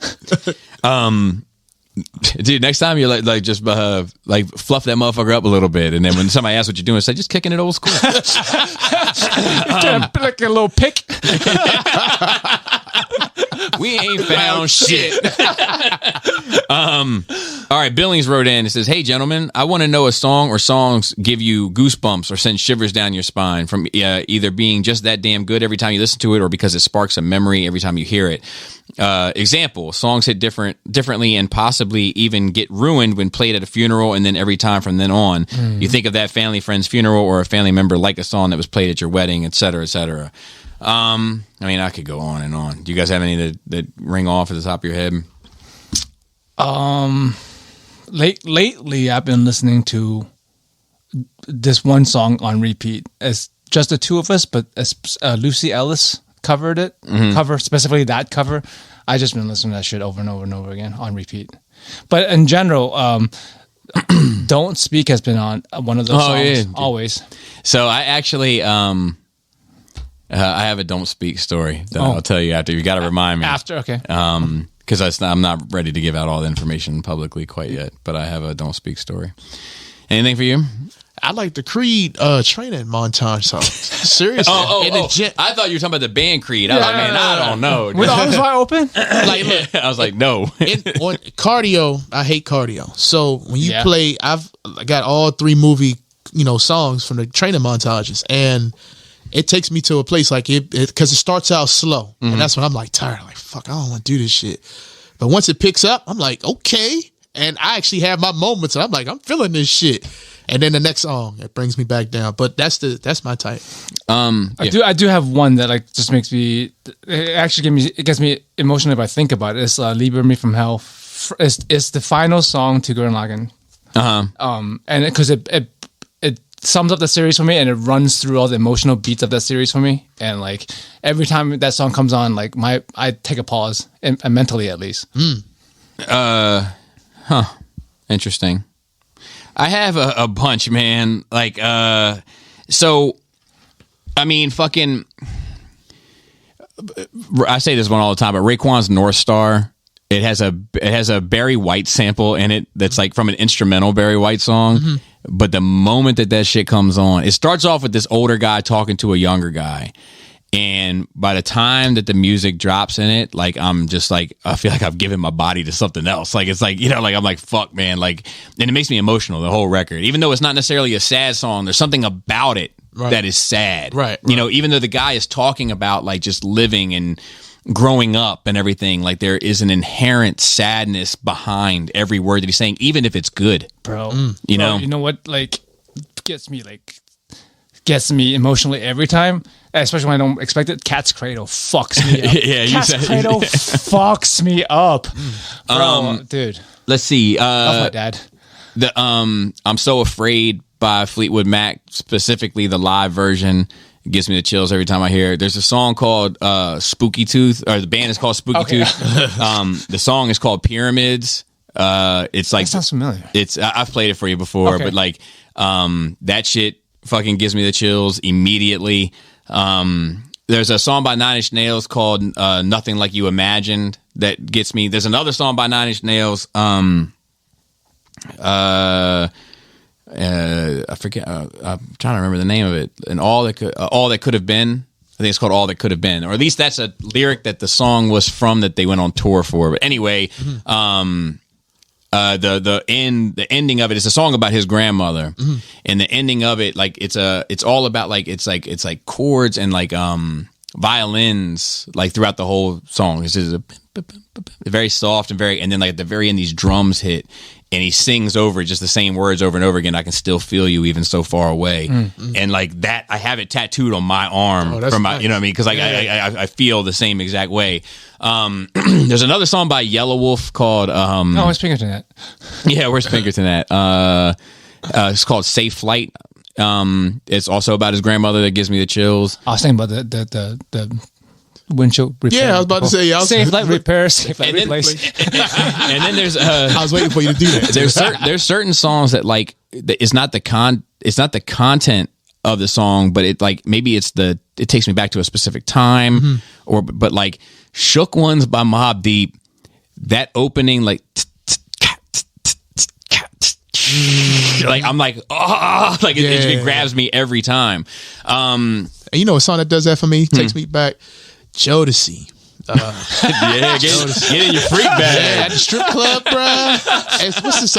It's been an hour since you've been gone. Now this, I used to do security, right? So it was this one specific stripper. She come out to this shit every time I was working, and I'm doing my job because most of the chicks came out to like go-go music or some trap shit, right? And that ain't sexy. Shit. That ain't sexy. So when she came out to the Jodeci shit, I'd be like, huh? And then when the song "You're Everything," I'm like, damn, she's sexy as shit, but she really wasn't though. This is the song that Wings from Marie Part 2 by Tool, where he's like he's talking to his mother that had passed, and he's like, high is the way, but their eyes are all on the ground. You were the light in the way that they'll only read about. Something I can only pray that heaven will lift you out. 10,000 days in the fire is long enough. Damn. You're going home. And it's like, and he says it because like his mother was like a devout Christian, and he hated her for it because she had, I think, MS or something. Or maybe she had a condition where she kept getting strokes, or she was fucked up. Yeah. And the condition started, and it was 10,000 days that she lived with it before she died. You know, and her passing his, and I've talked about this song 1,000 times on here, but like his disposition changed to being like, man, I hope it's real for you, you know? And it's like, and that like, you know, like 10,000 days in the fire is long enough. You're going home is like, you know, like, and then the fire, the hell, the whole, like the, you know, the play on words and all that's not lost on me. But yeah, that's it. I'm like Hove, has some for me. Hovey Baby is one, you know, where like, you know, just the way it comes in and give the drummer some and all, like, no, ma, really. Give the drummer some. I'm like, tell me who to applaud. I'm ready to give the drummer some. You Don't Know by Hove. Annie Up remix with Remy Martin and with the whole like, I wish I could bring pun back. Bitch, run that. Bitch, run that. Like Hove's Unplugged. Hove when he did, what was the shit? Song Cry. Yeah, that was tough. Yeah, that was tough. Yeah. Let's see. Moving on to the next one. Steven. Friendship. Yo, Ragers, the last couple of episodes have tackled the issue of friendship. Those discussions have been some of my favorites on the pod in a long time, no disrespect. I like this topic so much, I wrote one of my dissertation chapters on it. Not a flex, trust me. Wow. And I'm teaching a class on it next fall. Oh, shit. Oh, yeah, that's a flex. I have a 2-part question. First of all, I want to know the dissertation. So send that in. Yeah. I have a 2-part question. One, what do you wish you'd have known about friendship in your late teens, early 20s that you didn't learn until you were older? So we'll start there. I got one already. Yeah, go for it. The changes of friends, the changing of seasons. I'm going through it right now, and it was fun, Joe. Ever since you brought that up on 400, I've been going through like just thinking about reevaluating my friends, and like I still love all my folks, but I realized that we're not in the same moving spaces anymore. Nope. And it bothers me sometimes. I haven't gotten over it, but I have to accept it. You know what I'm saying? Like I gotta, because for me is when we're saying stuff like friendship and good friends would translate into brothers. Yeah. And when you say that, you've made me family, and I take that to heart. So like I got a homeboy I consider my big brother, and he lost, a considerable amount of all his family, wife, mother-in-law, father-in-law, all within a year. And he shut down. And, you try to talk to him. He wouldn't pick up the phone and stuff like that. Or he'd call you back. He'll say, I'll call you back. Never calls back. But now he's getting better, and he's going out now. You know what I'm saying? And because he doesn't talk to me and my other people, I feel like, like you out.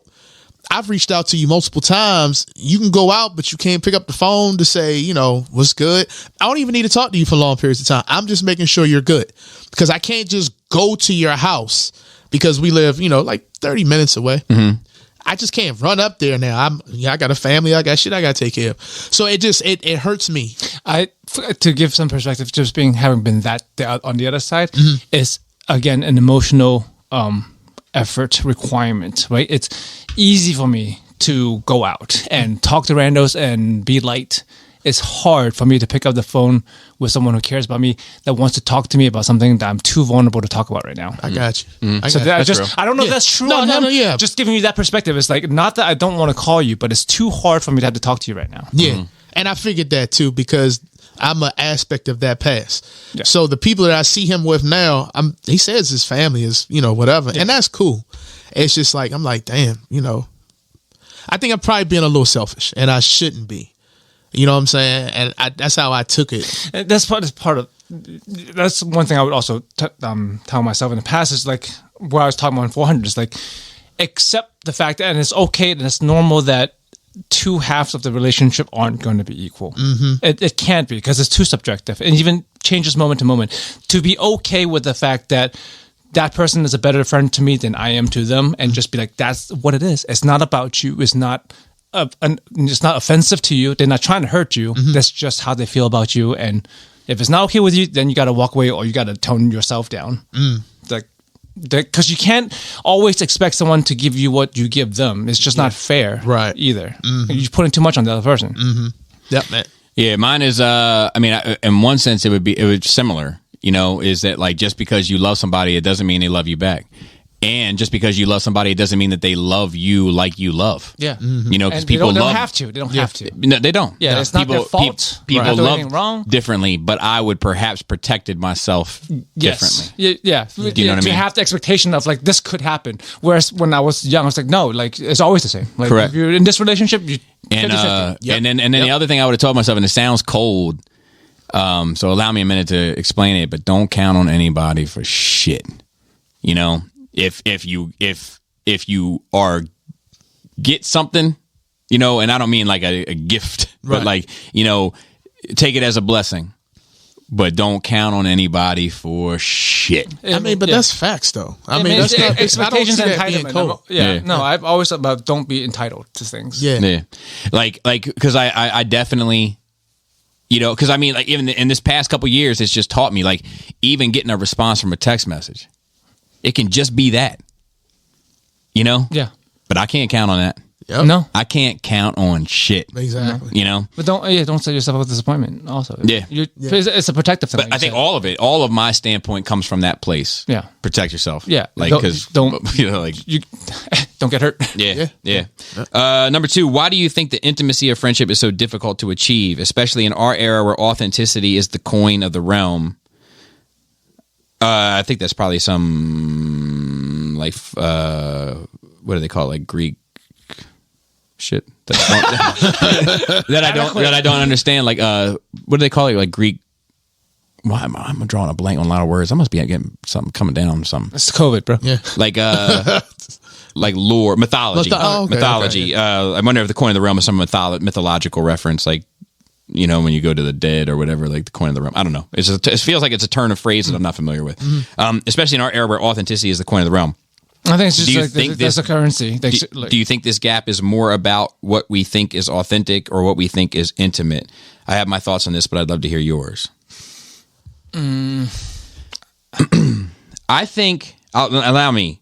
I think it's because with intimacy comes vulnerability. Yes. And when you make yourself vulnerable, you're opening yourself up to attack. Okay. Yeah. And when you've been attacked or taken advantage of or had your insecurities or vulnerabilities used against you, then it makes you put up like, hey, look, like I just learned the hard way that I gotta protect a certain amount of shit. Yeah. You know? And relating that, he's talking about the modern era. I think that it's what you say, but especially because of social media, that we have a public image, that it matters even more because it's not just now something happens and just group of friends. Something happens is out there. Yeah. It's everything. Like you got some kind of things you don't feel comfortable with, but everybody in the world knows about it now. Yeah.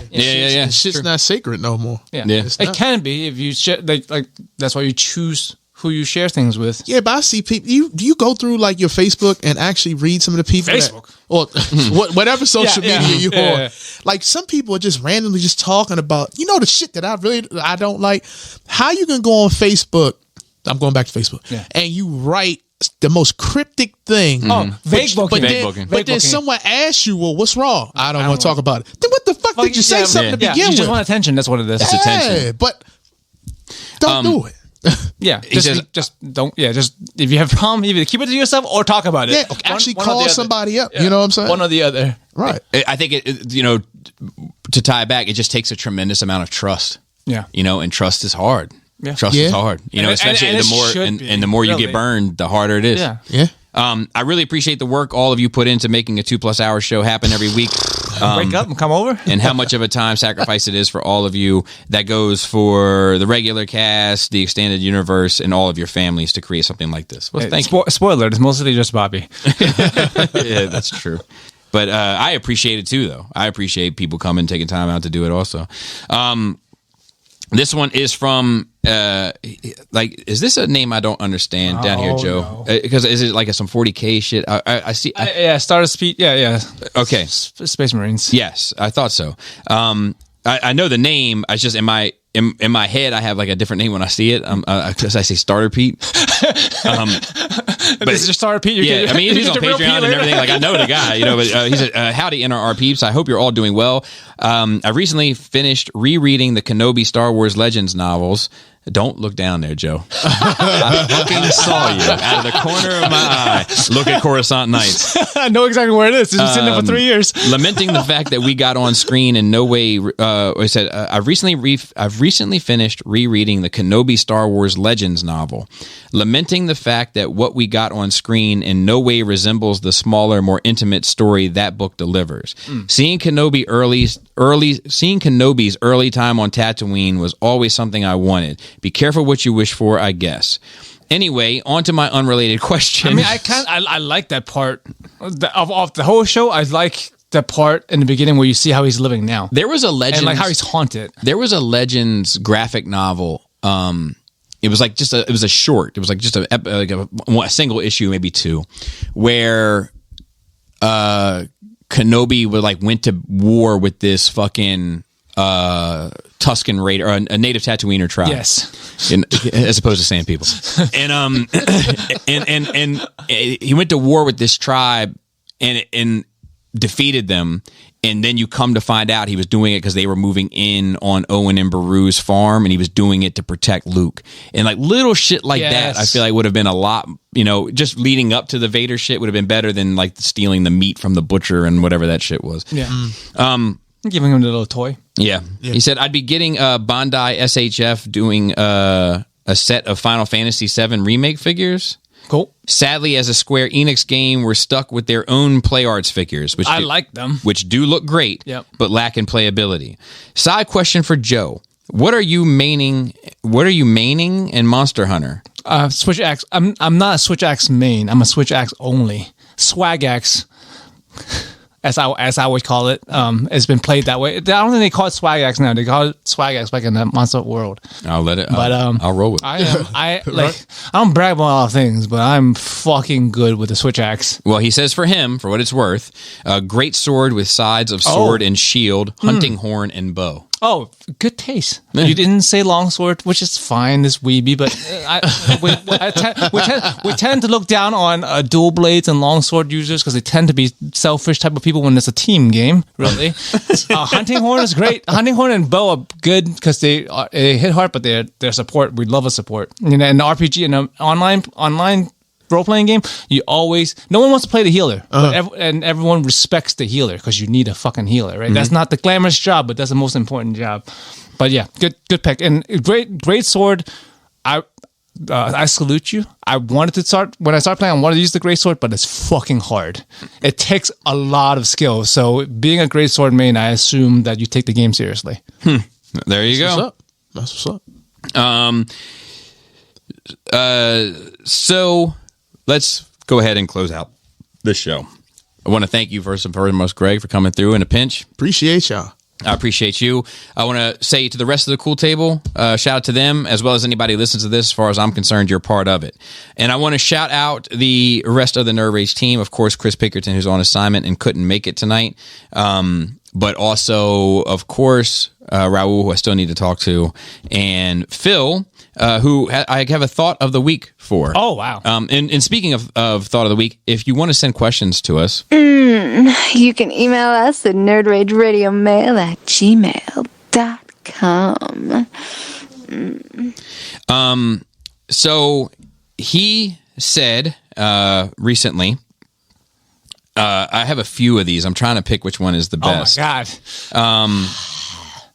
Okay, this is the worst. This is the worst one. Okay. All right, so it is a cosplay. This is the cosplayer is at Rebecca Seals. Seals spelled like and it's three ladies and one gentleman playing characters from The Boys. Which is a show I still think that you should give a shot, Joe. I think you would enjoy it. I think I would too. His response to it is, "That's a lucky octopus," and that's Jesus. There's an octopus on her nether regions. So there's our thought of the week. Also, when I was thinking about why he doesn't like Nirvana or why he wouldn't, I got to thinking about bands that he did like, right? And namely Metallica stood out to me. Now, I love Metallica's first four. I'm on record of saying it. But I don't think Metallica is a personal band. I don't think they really write from a ton of personal experiences. I don't think they're really trying to connect with their audience in that way. They're just trying to rock the fuck out. And they make some great music while they're doing that. I feel like they used to have some shit to say. I feel like maybe, but I don't. Maybe not for like. I think so. Wait, I think they have some shit to say. I just don't think it's personal. No, it's not. That's what I'm saying. Like, it's a general like thing they want to say, but like it doesn't relate to you specifically. Yeah. So like I got to thinking about that, and I was like, man, he probably doesn't jive with that either, because like I think that's what I respond to mostly in music is somebody telling me their story. Yes, whether I relate to it or not, as long as I believe it. Yeah. I want to hear it. All right. And then did I miss anybody? Shout out to Dante on Facebook. Did I say that? I'm not sure if I did. If not, shout out to Dante on Facebook.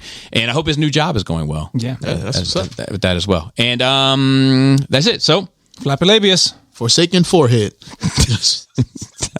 Tight Dick player. Forsaken. I see you. You're doing this now. I get it.